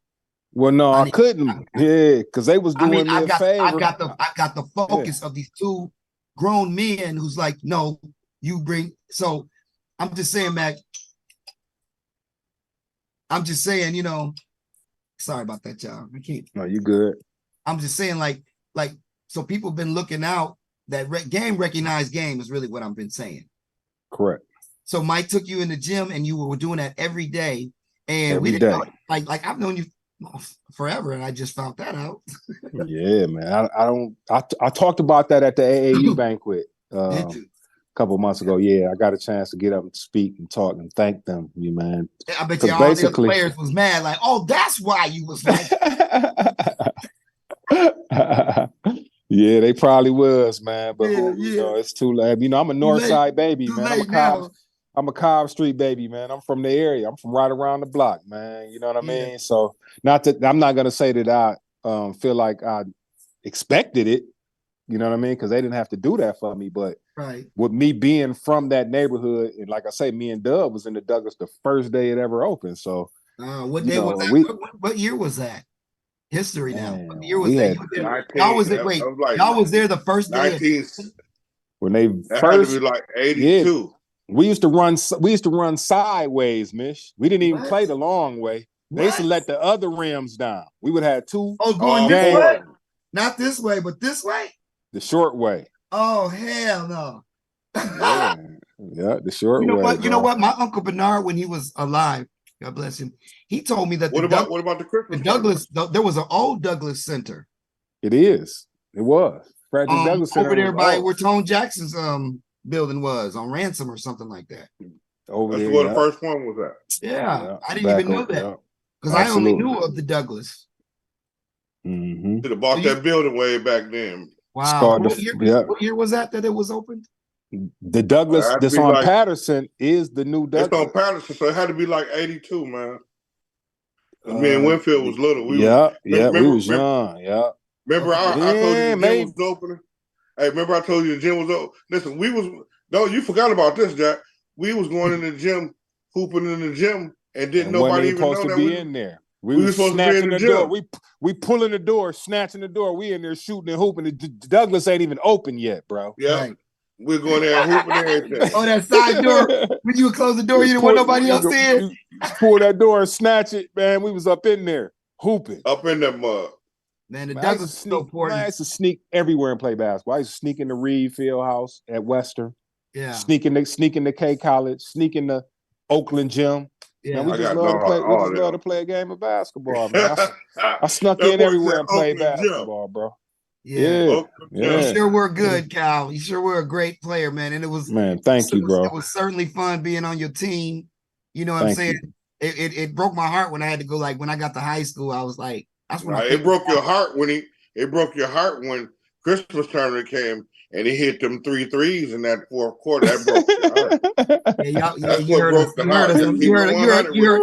You know what though? I mean, just for us to be able to compete, because Norwich wasn't no hoe, and we knew Central was bringing it. We wasn't no hoe. I mean, but y'all was just you know, shouts out to Coach Duckett and shouts out to Coach Jackson. It's just y'all had a system. You had a program where the players knew what to do on the court in situations. Yes, but that comes from that great coaching. And I can't front on that because y'all used to like, okay, at the end of the game, I don't know what the hell y'all used to do, but one person would be on this side of you got the whole court. You'd have one person at half court on both sides, and then you have 2 people down below on the same edge. So it's like 4 people in the corners, and the guard bringing it up by itself. You know what I'm saying? But that was y'all offense. It was like keep away. Spread. That's that spread. Oh my God! Nobody couldn't get the tip. It wasn't no shot clock. Spread it. Wasn't no shot clock. But this was the genius in that.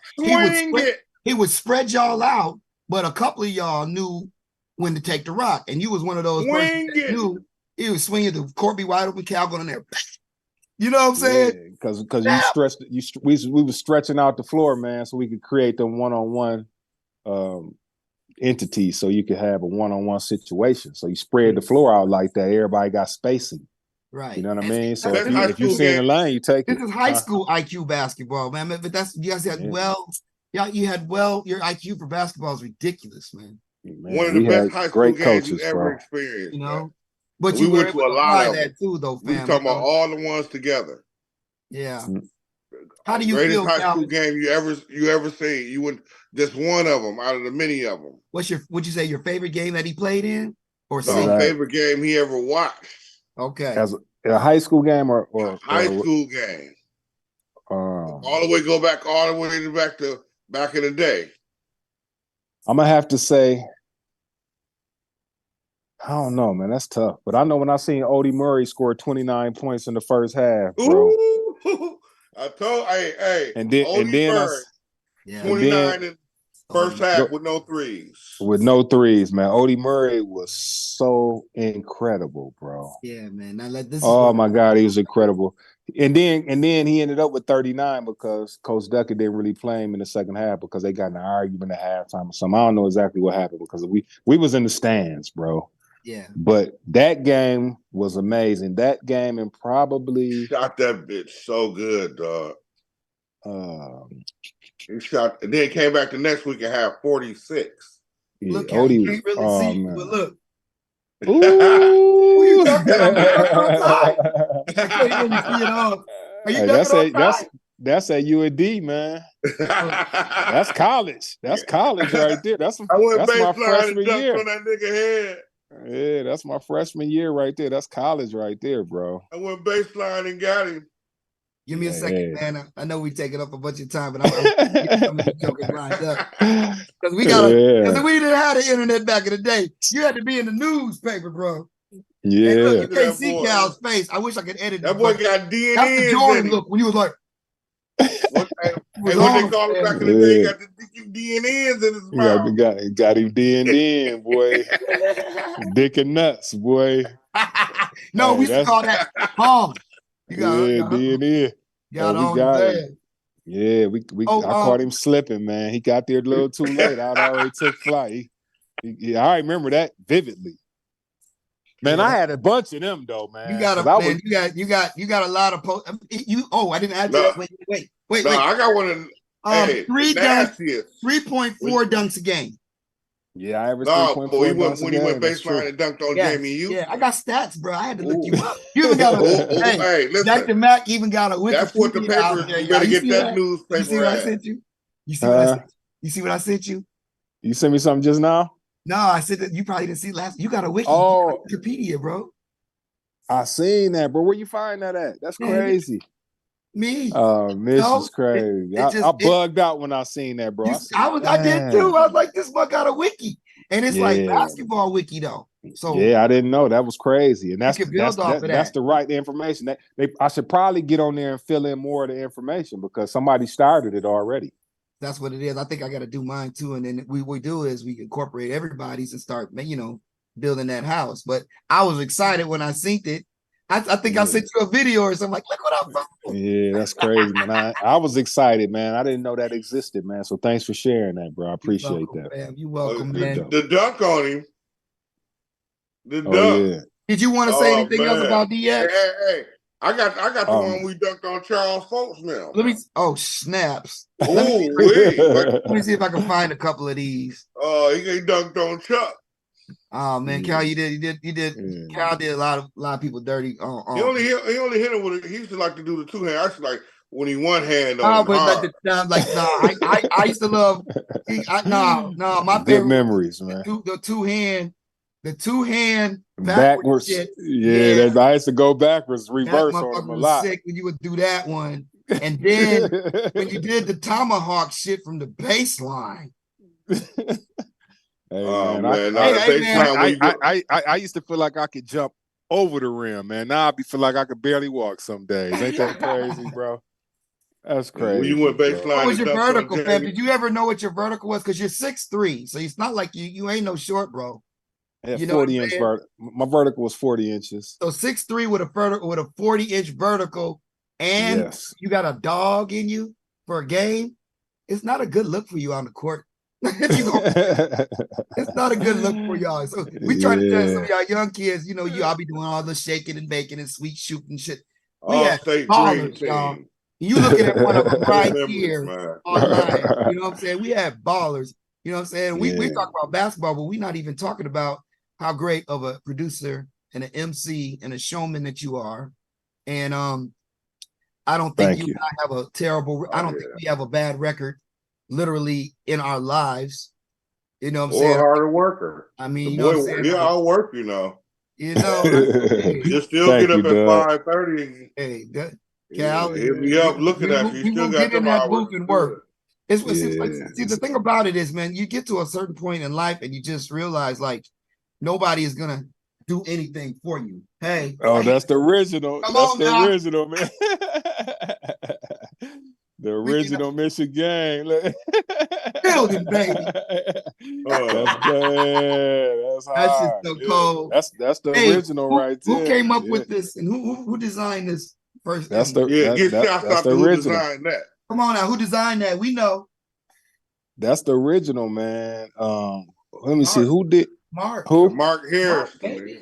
Mark Harrison. No, he didn't design that. He did it.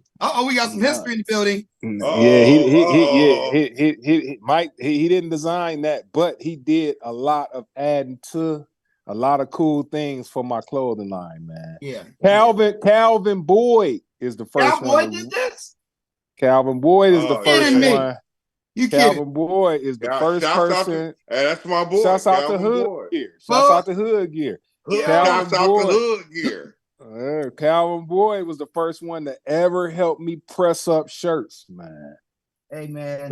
Calvin Boyd was that guy, man. Calvin Boyd was before his time, bro. Look at that. Yeah, he was.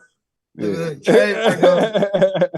right here, this man, look. Original, see, we was talking about, look, we used to come to the shows, y'all, before any record label, before any A&R, you know, we did all our shit ourselves. We would show up wearing this Michigan stuff. We would show up, and the crowd would go crazy. We have our intro, and our show would be bananas. We done already, rehearsed to the point, because we knew that we was competing that night too, because there was some really good crews out there, and we didn't want to be lack, for a better word, but we wanted to be the best that we could be. And absolutely. And that was one of the most incredible time periods for Kalamazoo hip hop. I don't care who you are or what you want to say. That was one of the most that was our golden years of hip hop. And it was, man. It was. And then you had a lot of venues that was being supportive at the time to give us those outlets and resources to be able to showcase the talent, Yeah, definitely. Definitely. And not only that, they saw the vision it created. When we started to do Club Soda, we knew we had made it, because Club Soda didn't let no black folks perform. I didn't care who you was. But they that Run DMC. That was my man. That was my man. I used to get in the Club Soda for free. Jeff. Club Soda was crazy. Yeah, man. I was Jeff boy. He used to come get me at the door. Ask Jeff. Yeah. I come through there. Jeff let me in through the whole thing. Jeff and Robin, they shouts up to him because they absolutely loved me after a while. You know what I'm saying? Because we bring that urbanite energy, and then by the time Michigan came, 300 to 500 people in Kalamazoo on a local venue show is ridiculous. And the internet had just started bubbling, and we didn't really know, should we put it on the internet? Should we not get on the internet? But the internet was MySpace. If you go back to the beginning of MySpace, Michigan ran MySpace. Yeah, that's what I remember. I'll never forget it. The first time, I remember you used to tell me, Mike used to be beating me down. Man, get on, come on, Jack. You got to get on MySpace. Come on, Cal. Come on. Yeah. I'm like, Mitch, I ain't fucking with that, bro. I ain't got time for that shit. Man, I got on there, man. My fans tripled, bro. Yeah. They tripled, man. So shouts out to MySpace. MySpace was dope. We had your top 8.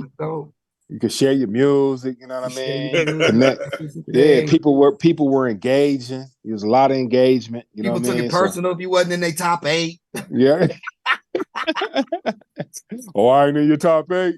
Oh, it's like that, dog. I ain't in the top 8. Oh, okay. Okay. Well, and then you had to talk about it. I got to put my man here and my man over here.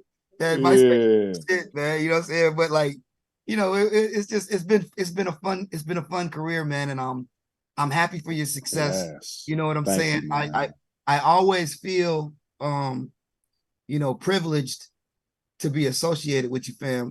And that's like I said, that's gonna be forever, regardless of what it is. With sports, our lifestyles, the women, the of course the music, the basketball.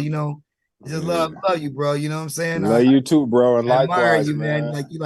One of my favorite people. Fucking it for real. Yeah, that's what's up, man. I love you too, bro. I appreciate that. And you and Dub are some of my favorite people as well, bro. Like I say, I'm glad we're still alive. God spared our lives, man. We had this platform to be able to, have these type of discussions. Yeah. And then, my main thing right now is to try to clean up some of this gun violence, help some of the youth, man, and give back some of that mentorship that we received Yeah. when we was youth. You know what I Hey man, mean? speaking of that, shouts up to T-Dog, man. Shouts up to T-Dog. Man, you know, T-Dog. Now flow. T-Dog taught me how to rap, man. He gave me my name, Jak Da Mak. That comes from T-Dog. I had to mention my baby. I had to say shouts up to T-Dog. Rest in peace. Yeah. Oh yeah, that's my baby. Yeah, I miss T-Dog Claudia greatly, Dog. man. Shouts out to Claudia Dog. Shouts out to Dean, man. Claudine, man. Oh yeah, shout out to Dean. So I remember Claude beat me up with the boxing gloves on in the backyard, man. That was my first loss in the back with the boxing glove, man. Claude beat me up in the backyard, man. Hey Mac, you know what? You stay in pretty good shape, man. You stay in pretty good shape to this day, brother, man. Like what is it that motivates you that you can help some of the youngsters? Because I'm coaching track. You know, being an older gentleman, an OG, and a great athlete, what is it that keeps motivating you to stay in such great shape and taking care of yourself? First off, I think we need to really focus on our eating habits, you know? Absolutely. Yeah, what you put into your system, man, it definitely reflects who you become as a person, right? Yeah. So we have to find ways to make sure we're taking care of ourselves as far as the eating process before you think about any type of working out. Yeah. You know, and then just stay active, man. You know, the more you sit around and don't do anything, you become stiff. Yeah. You know what I mean? You become everything, but you know, we're in Michigan, like especially now I feel it. When I was in Arizona, I didn't have these aches and pains that I'm having. That sunshine all the time, you know? Sunshine all the time. So I would get out and take walks, you know what I mean? And really focus on that part. But now, bro, I'm out here in Michigan again. I see how important it is to stay healthy, eat right, always stay in the gym. If you can't run, walk. You can't walk, ride the bike. Can't ride the, you know, whatever. Just do something to keep the blood pumping. And then just basically worry about the main focus is making sure you're eating correctly and eating the right things, bro. It's very important. Yeah. And then cut down on some of the vices, man. That's it. Yeah. Cut down on some of the vices. Yeah. You're absolutely right. You know, and you gotta, if you're blessed and you recognize that, you know what happened to me, Cal, because we partied a lot in our lives. You know, me and you personally, I know we came hard. Right. Good God. We led a rock star life for a lot of years, Mish. You know what I mean? Me and Cal was roommates for a long time. We was Part two. We was rock stars, man. So My goodness. But what I'm saying is, like, you know what happened, fam? This is gonna make you laugh. I found out that I'm allergic to alcohol. Wow, that's interesting. Now think about me and you, or just me. I silly ass. Because when I get a few in me, man, it's a whole different world. We got no Kadeem Harris. Yeah, and that's funny. You know see, Dub ain't never been a drinker, so that ain't never been his issue. Look at this one. Look at this, man. Oh, yin and yang, boy. I say my energy is massive, man. Put it in bottles. Make it taste so good it's swallowed up by models. Come to that Earth Day energy. Liza King and Kennedy. Here go the facts to tear down the that motherfucking album. I'm gonna listen to it today. Yeah, man. We sitting on one, man. That's why it's important to make timeless music. This right as soon as we can get together and shoot a video, this right bro, here. Let me tell you something. Mac, me and how many years had it been since we've been in the lab together? Before 2020. Straight up. Been some years. We've been sending tracks now. We've been sending tracks. Yes, but it definitely had been some years. Man. We do that. But physically, me and you in the lab, right? So I moved to Arizona, y'all. And I'm like excited. My girl's like, well, where are we going next? She's a traveling nurse. She's like, there's a job in Arizona. I said, yeah, we're going to Arizona. We're going to Arizona. We're going to Arizona. She's like, why are you so excited? We're going, trust me, get that job. We're going to Arizona. So she get the job, yo, Dub. She get the job, and she's like, okay, we're going to Clarkdale, Arizona. I'm like, yeah, I'm going to be right there in Phoenix, hanging out with my man, Jak Da Mak. And she's like, no, it ain't in Phoenix, man. Phoenix about 2 hours away. I was like, oh. Took the air out of you. But hey, we made sure we got it in, though. Deflated him. Get out there, man. I'm like, Lord have mercy. You know, we came out there at night and she drove through Jerome all fast and we didn't in the dark. So when I first got to Arizona, Dee Dee over there, in the mountains in the desert driving like this. 100 miles an hour down these cars. She don't know going weed. I'm like, what you doing? Hey, but the one thing about Arizona, you ain't got to worry about deers and none of that. You ain't no deers popping out. Now, when you get up to Flagstaff, yeah, you know, a little different up there. But I felt like Kalamazoo. It was snow. It was snowing. It'll snow and flag. It'll snow and flag. So then we get there to Zona, and I was like, okay, so I had to go see Mac. So I drives out there to see him. And I don't know what happened, but you didn't mention Fam. He got this dope, incredible MC in the building. I mean, incredible MC, right? And I think he hypnotizes. Oh, Merge. He Merge McVeigh. Yeah, that's my bro, Merge McVeigh. Because he's a hypnosis, I had just met him, and I was feeling kind of, I physically was, it was COVID, and I didn't want to, I wasn't, so I probably wasn't my normal.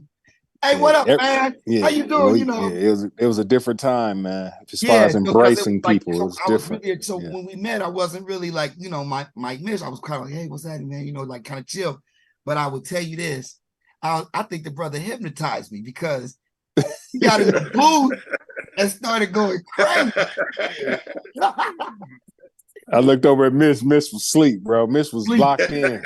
But I'm gonna share a story about Merge, man. Merge, he would do that purposely. We made a record that purposely did that. He set out to do that. So a lot of the music, I was out. And it's funny because I never really liked a lot of the production that I did for Merge, but he would bring it to life because he didn't want to. He was looking for something that I didn't know he was looking for. Right. And so when I would sit down and produce with him, I would do stuff and he'd be like, "Oh, that's dope, but that ain't it. Right. That's dope, but that ain't it." Right. So he would make me dumb down the music because he was trying to get somewhere and do something with the music, right? Yeah. So we have the first ever Hypnosis rap record ever, me and him, man. So I don't think we're part of history, man. Ever. I salute to Merge, man, because I think, and he did me a favor because I think he was like, I don't know if he would know what he did, but I tell you what, I'm gonna tell you what, Dub, y'all put in this beat, and he's like, hey man, I need you to finish this song, man. Because I was like, Cal, I'm here for the music. Because when my girl was like, we going to Arizona, my first thing was, yeah, we going. Because I knew I was going to connect with Cal. Right. Finally. You know what I'm saying? Finally, after so many years. And get in the lab, and I don't know if I don't know. No. Cal takes me directly over to see Needles. First, he took me right over to Needles, and that was crazy because we get in there and the beats are like, and he got this other MC, and we just lock horns. And then, we started flowing we was rapping for like 2 hours straight. Y'all went crazy. You and Ross that day, bro. I think you left. You was laughing at us because like Needles and Mac. I passed out, went to sleep. What the fuck is this? Woke up, y'all still was rapping. I said, man, these niggas don't even know each other, man. Miss came in freestyle, and next thing you know, Ross is freestyling, bro. They had a whole cipher, dog. It was crazy, man. That was an interesting day, man. That's exactly what happened. That's the first thing that happened. We took me to Needles, and then we went, and then Merz, I think he gave me one of the times he hypnotized me. But you had that joint, better get in line with us. You put that beat on. I don't sell boundaries and set them trends, and everybody Cal had this big microphone, this beautiful studio. and you had this dude that was crazy. He was living with you, and he was like, "Hey man, don't be coming in here to start no bullshit." I was like, "I'm not doing it." Who was that dude? He was so funny. Hey, guess what we talking about, Doug? He was so funny. Guess what we talking about, Doug? That dude was crazy. Orion. Nephew. That's my protege. Oh, he was crazy. But then he went from, man, don't be coming here doing those bullshit. Every time I would come, he like, oh man, come on right in. Come on right in. He was let me in, bro. Fuck all the bullshit. He's like, no, come on in. He'll be back, but he gonna want to see you. You come on in. He was funny, man. Bro. That's my baby, man. Yep, Dub introduced me to him, man. Yeah, that's my protege. How about that, Dub? I wouldn't even funny. know. I didn't even see. That's one of the kids Dub helped, man, getting to college. See, he was a football player. Yeah, What? a good football player. I didn't even know that. I had no idea. I thought he was just, they used to kick I it to thought he this just nigga. thugged out. I Because thought he's he from was just Miami. He's from Miami, so you know that's he why, different. because he didn't say nothing about no football. Now, if he was in football and been Miami, I would have been like, "Who's you, man?" You know, listen, man. The boy caught a punt backwards and turned around and ran it for a touchdown at Scottsdale.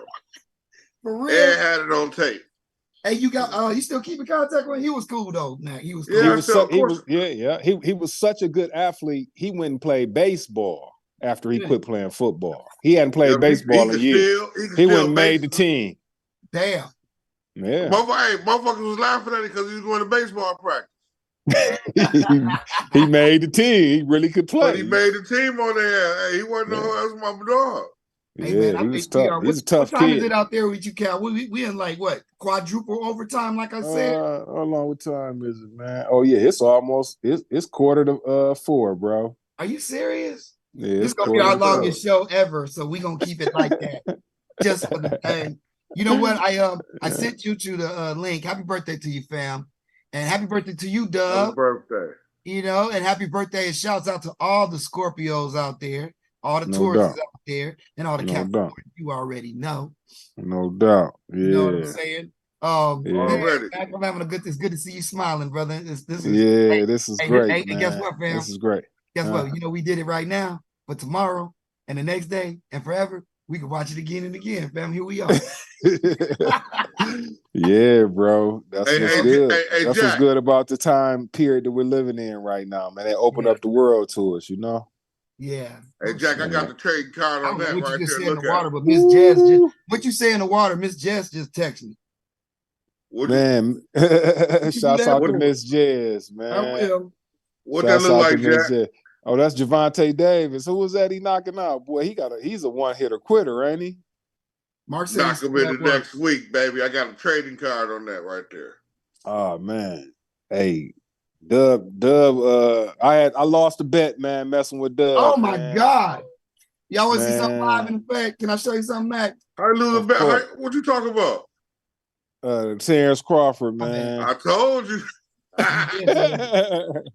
Dub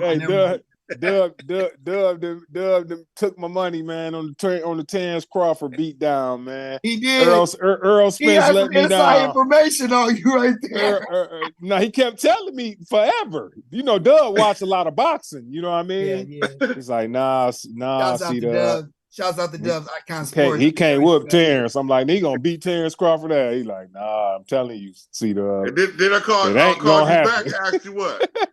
When I called you back the second time, what I bet? Bet the knockout. Yeah. Bet the knockout. Hey, I'll be right back. Y'all keep going, okay? Keep going, Dub. Yeah, I bet, man. So I bet the knockout, huh, Jack? Yeah, man, that was crazy, man. So so what you thinking about that? Then we're gonna get to the fight game. I'm thinking. What you think about boy Pacquiao and Tank? Ooh, they in discussions. Tank gonna whoop whoever get in front of him. I think. Okay. That's just kind of. Yeah, Pacquiao too old now. He can't whoop Tank. He didn't got too old. Okay, so tell me this one. To throw another scenario out there, that could be. What about Tank and Floyd? Man, they'll never fight. They'll never fight. It sounds good, you know what I mean? I'm just a firm believer that nobody in the world is ever going to beat Floyd Mayweather. That's just what it is, you know. But tell me this. What about Shakur? Now, see, if anybody can beat Tank, it's Shakur. To me. Devin Haney can't. Okay, none of them other niggas beat him. So Pedro's gonna be Devin Haney next month. You think so? Oh boy for H-Town, bro. You think he gonna get Devin Haney? He gonna put them hands on him quick. Devin Haney. See, Devin Haney big for the weight. See, that's why I think Earl Spence, he got to go up in weight. He should have never came down and tried to fight Terrence at 47. He should have made Terrence come up and fight him at 54. He always been at 47. But they say never been no heavier fighter than that. Yeah, but they say he walk around at 180, 185. Okay. And as you start getting older, you can't lose that weight like that. So tell me about Charlo. He disappointed me, man. He was scared to fight, man. He want to Scared get to knocked fight, out, man. huh? Nah, them punches that Canelo was throwing, he must have threw one and missed, and he felt the wind or something. Because after that, he was scared. He like, man, I cannot get hit with one of these. You know, so he didn't really fight, man. I do like him as a fighter, but me too. Nah, Canelo too man. big. Yeah, maybe Canelo he just too felt big. something. Maybe it was just, Canelo Yeah, too look, big. look. He's bigger man. What I said? Where we at? What I said? That's let me see. What's that, Mish? It's playing. I just added. Look. Oh, that's when we did the interview in Phoenix. Yeah. With KO. Yeah. Yeah. Sorry, video I just it looks, but like that's what it is. That's dope. What you got on the green screen? Yeah, look at Yeah, right they're there. gonna merge Sal, right there. Merge, Sal, Kev, Sal, Jack, yeah. uh-huh. Yeah, me, Jackie, yeah. You. Kev. That's when and that was big up to you, Cal, because you looked out for me in Phoenix in Arizona, and I still got relationships with Needles. I'm able to call Needles and get him up on the on the horn. Right. I mean, that's amazing. That's a shout out to you. Well, brother. the cool part is he recognizes the talent and wants to work with you, man. You can't just get no DJ Needles beats without having no money, man. You better have some money, bro. But when he want to work with you, he will work with you and won't. He don't charge people who he like. Yeah, you know what I'm saying? Go out to Arizona again, man. Maybe we should time that and go out there because you know what? I want to do that video. I want to do very special. That's the one. In the That's desert. a hit. That's a hit. That's a hit, Miss. That's the one. That's the one hit that I know we sitting on, bro. Dub, I got a CD that we did in 2020 in the car. CD just in there. It just don't come out. Been there. What is it? 2024. Been in there 4 years. I got 2 CDs.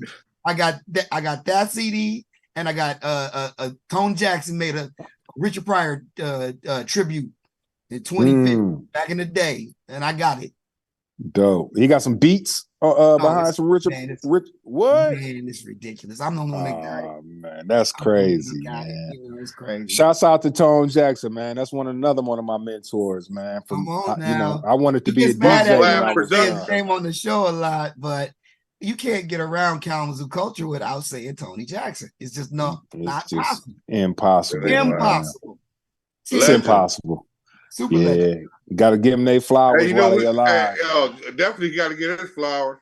Come on the show, Tone. What's up, baby? Yeah, got to give him his flowers, man. I think Tone mad at me. Look, here's something crazy. I think Tone mad at me right now. Oh yeah, that's the big homie. So that's big bro. The big homie can always. What a big homie can always chastise us. So we got to accept that. You know what I mean? Just make it better. However we can make it better. That's all. That's amen. That's amen. It's codes and ethics, man. We live by, man. It's the big homie can always come in. Yeah, the big homie can always come in and tighten you down, man. That's it. It's all good. Look at Dub. Look at Dub in that background picture. Dub was a you know what? We don't give Dub enough flowers because I don't need none. I don't need none. I'm still doing my thing, press. Hey, I know that's right. Flowers. I told you he took the quarterback position from me and ran with it, man. He took it to a whole nother level, dog. Yeah, look at him right there. Look, hey, Dub wasn't no hoe at that quarterback though while you playing though. Dub was quick, fast, could throw. He could run the option. He could run the option and throw. You know what? Like you know what? Dub made us proud out there though, didn't he? Man, Dub. Let me tell you something about Dub. Made us proud. Dub can stand. Dub can throw a football from one end of the basketball court to the other end and swish it and bank it. He can swish it or bank it to the other side. Mike, Mitch. I seen the white girl for $1 million. Nigga, you've been doing that. You've been doing that. Man, him and Butterball, man. Dub used to run with Butterball, man. Dub came from that authentic quarterback coaching, bro. Right. Yeah, he come from the soil. I'm in stop signs, but Butter had me doing all that. but Dub used to throw lasers. So now now you see where he get it from. He's hanging out with Butterball, man. Come on, bro. The original mentor. He mentored quarterback. Yeah. Where's Butter? Is he available? Is Butterball available? Where is Butter? Man, you know what, Cal? Maybe you can help us. He live in the zoo somewhere. You can help us get some of the all-time older greats that we don't have contact with. You feel me? Yeah, the more I run into them, I'll make sure I start grabbing numbers and I tried to tell information, Dub, man. I tried to tell O'Neal I wanted Hey, to have O'Neal I on seen here. Mohead. You seen Mohead? Which one? You know, it's a out. couple of them. Which one you seen? Big Mohead used The to big hoop all the Mohead? time. Okay. Yeah. Yeah. He was him. down here. He was down here. And, Mark said he was doing still his at work thing, today, fam. That's why he hadn't chimed in. But God, I wish I could have got you two on here like that at the same time. Well, maybe you can get him and then I'll chime in. You feel me? I got you. Yeah. Let me you take. get I'm gonna Mark take a and picture then of the screen. Hold on. All right. Yeah, I did that live. Gotta pull that one on. Cal, man, I'll be on this phone. All I got, it's like trying to go to sleep, bro. I can't. You know, one thing about this show, fam, is like we're excited about it because you know we get a chance to be excited to share people like yourself, and we are really proud of it because once you get outside of Kalamazoo, you're proud of where you come from, you know. True. And people like to be like, Kalamazoo, what's that? You know, I've gone to Florida. I done lived in Florida, and you know, rest in peace to Hollywood. Some of my people be like, yeah, man, Kalamazoo, but then they go look at some of the YouTube videos and hey, you grew up, wasn't no joke. You know what I'm saying? Well, and you know, Kalamazoo is like the top 20th dangerous cities to live in the country right now. You know that? It was number 10. It was number 10, yeah, because of the population. We don't have a big population, but it's crazy. So, like I said, the gun violence is labeled a public health crisis. A public health crisis is what COVID-19 was. You know what I mean? So it just lets you know how serious it is and how much we need to really get a grasp, a hold of it and help these youngsters, man. You got kids 13, 14, 15-year-old killing out here, bro. It's sad, man, you know. So that's why I'm here to do my part. Disconnect. Where are they getting all the guns from? And they getting assault rifles. They ain't just shooting guns. They shooting ARs, miss, AKs. They got better guns than the military guys. You talking about where they getting them from? I don't get it. With that. Didn't somebody just get killed just the other day on 8th Street? Man, somebody, a couple days ago. Yeah. I mean, it's 2023 and this ain't brand new. This has been going on with all of our lives. Everybody on the screen has been affected by somebody with gun violence, you know, and we're asking you, like, what is the problem? You know, come on, Black people, just whatever. I don't care. We've got to take care of ourselves and have love for one another again. That's true, man. Yeah, it's very important, you know. It's very important, you know, but you got to think we was all raised, man, to have a certain amount of mental trauma. Yeah. And you know, everybody was raised different, and we don't get the proper counseling that we need. You know, sometimes we need to go get a little bit of counseling and talk to people, man. It's okay. There's nothing wrong with going to communicate with somebody that could possibly help you in the future on your mind state and how you need to think about certain things. You know what I mean? So, like I say, I'm just here to do my part. I'm gonna do as much as I possibly can and create different initiatives that's gonna help the children, and that's all I'm here for, bro. Yeah. Well, that's all I'm here. And for mom and pops, you know, pops turn 83, mom's turn 80. You know what I'm saying? So I definitely got to do my part when it comes to the family. You know what I'm saying? So, you know, I just want to be closer. Your sister and your brother, and they did a terrific job with you, man. And I want to thank you for bringing you and Evelyn into the world. I want to thank God for you being on my squad. I want to thank my dad for drafting you. I want to thank God for my brother B-Dub. You know what I'm saying? Always on point. I want to thank God for my girl Kiki. And that's another thing, man. Yes, I thank God a lot because I pray for us. I have prayed a lot of years for you. I prayed for everybody on this screen. You know, I know that's not what you're supposed to do, but I'm letting you know I've always prayed for you. I prayed for you. Thank you. Thank you. I pray for my city and my hometown because, like you said, and everybody that's been on this show, one of the things that you get to see is that we had mentors. We had people that cared. We had people that gave a doggone. And we have people that we still reference to this day that are gone on to glory. And we still hold them really close to our hearts. So it's maybe something, it's wonderful that by design that you're back home and you could help bring back some of that blueprint. You know, we always used to talk about that back in the day. And like, as we get older, maybe we can have the Derek Jeters, the Greg Jennings, the Michael McClendons, you know, the B-Dubs and stuff, to have a special event where we can come back and do something and be safe and welcomed. And you know what I mean? It's important, yeah. And I think it's important that we think about creating a blueprint to do those type of things. We can't just talk about them. You know what I mean? Yeah. So we have to exercise our thought process. You know, at the end of the day, it's all good when you talk to somebody. Okay, that's cool, but we ain't just trying to blow air, blow steam, man. We really want to get out here and do the work and connect the dots and connect the resources so we can help some of these youngsters, man, because it's very, very, very important. You know, we got kids. Yeah. You know what I mean? We all got kids, so you know what it is. At the end of the day, we got to make sure we're protecting them, you know? We have to protect our community and our environment.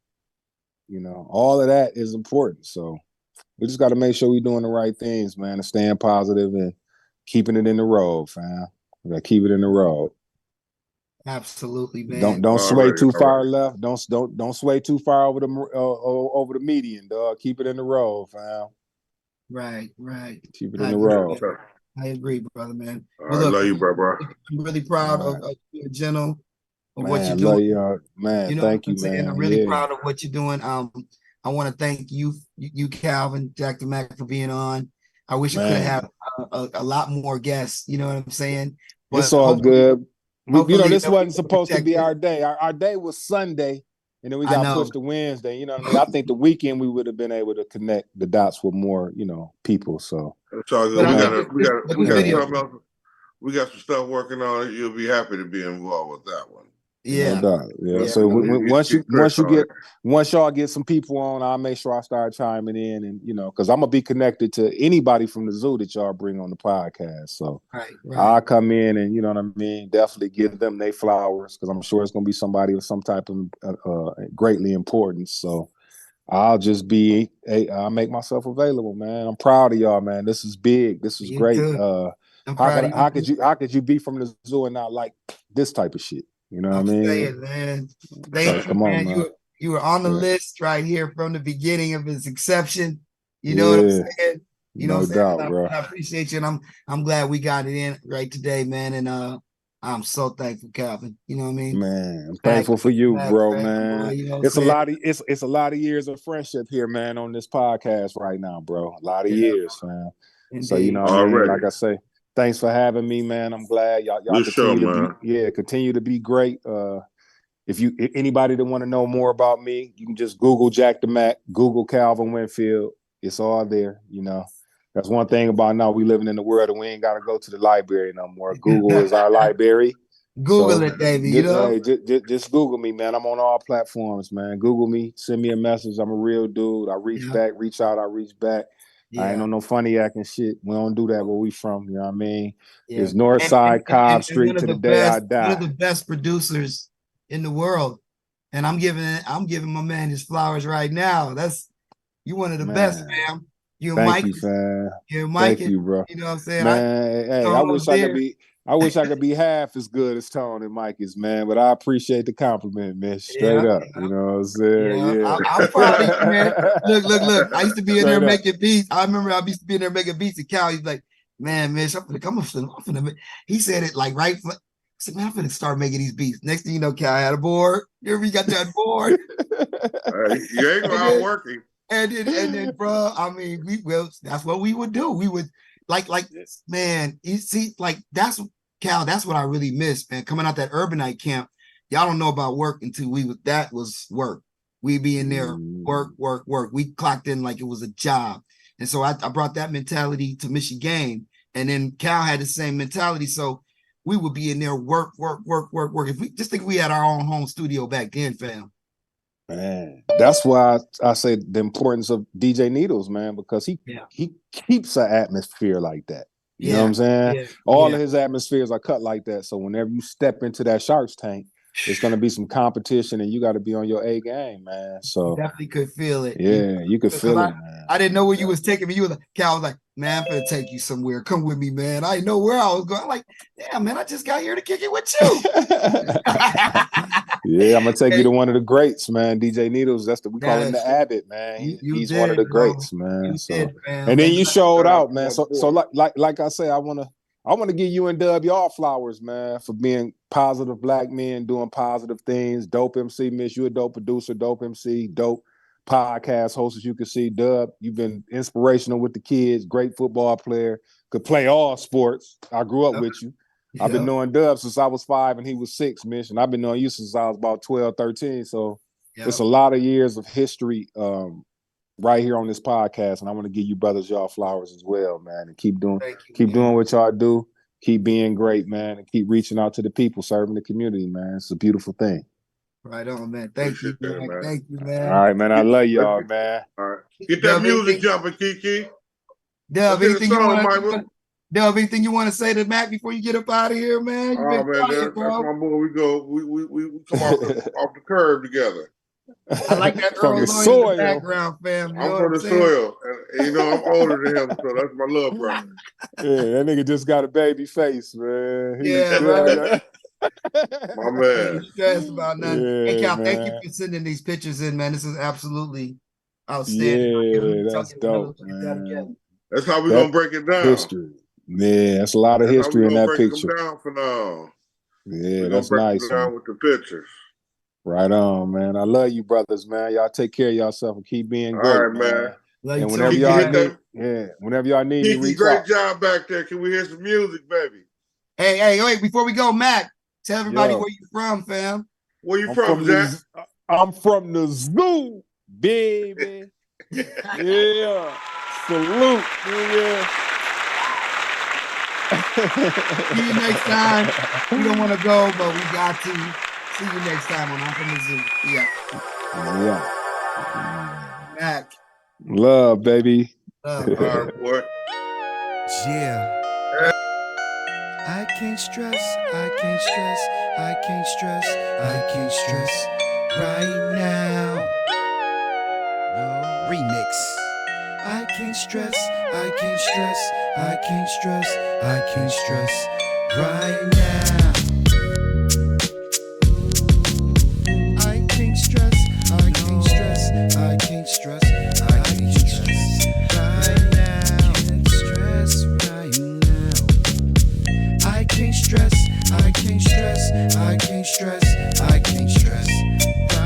Every time I walk, I'm an algorithm. Buddha cosmos with the street rhythm. Slide in the spaceship to the day. Everything we touch makes history. My vibe's so great, it's an energy. That's why you can't stress me. Now I'm a player with the highest degree. So let's connect and grow the family. You got I can't stress right now. I can't stress right now.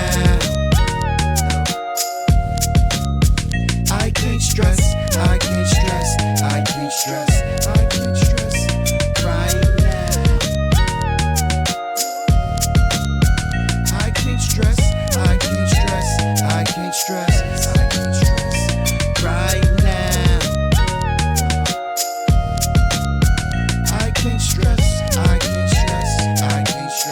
I can't stress right now.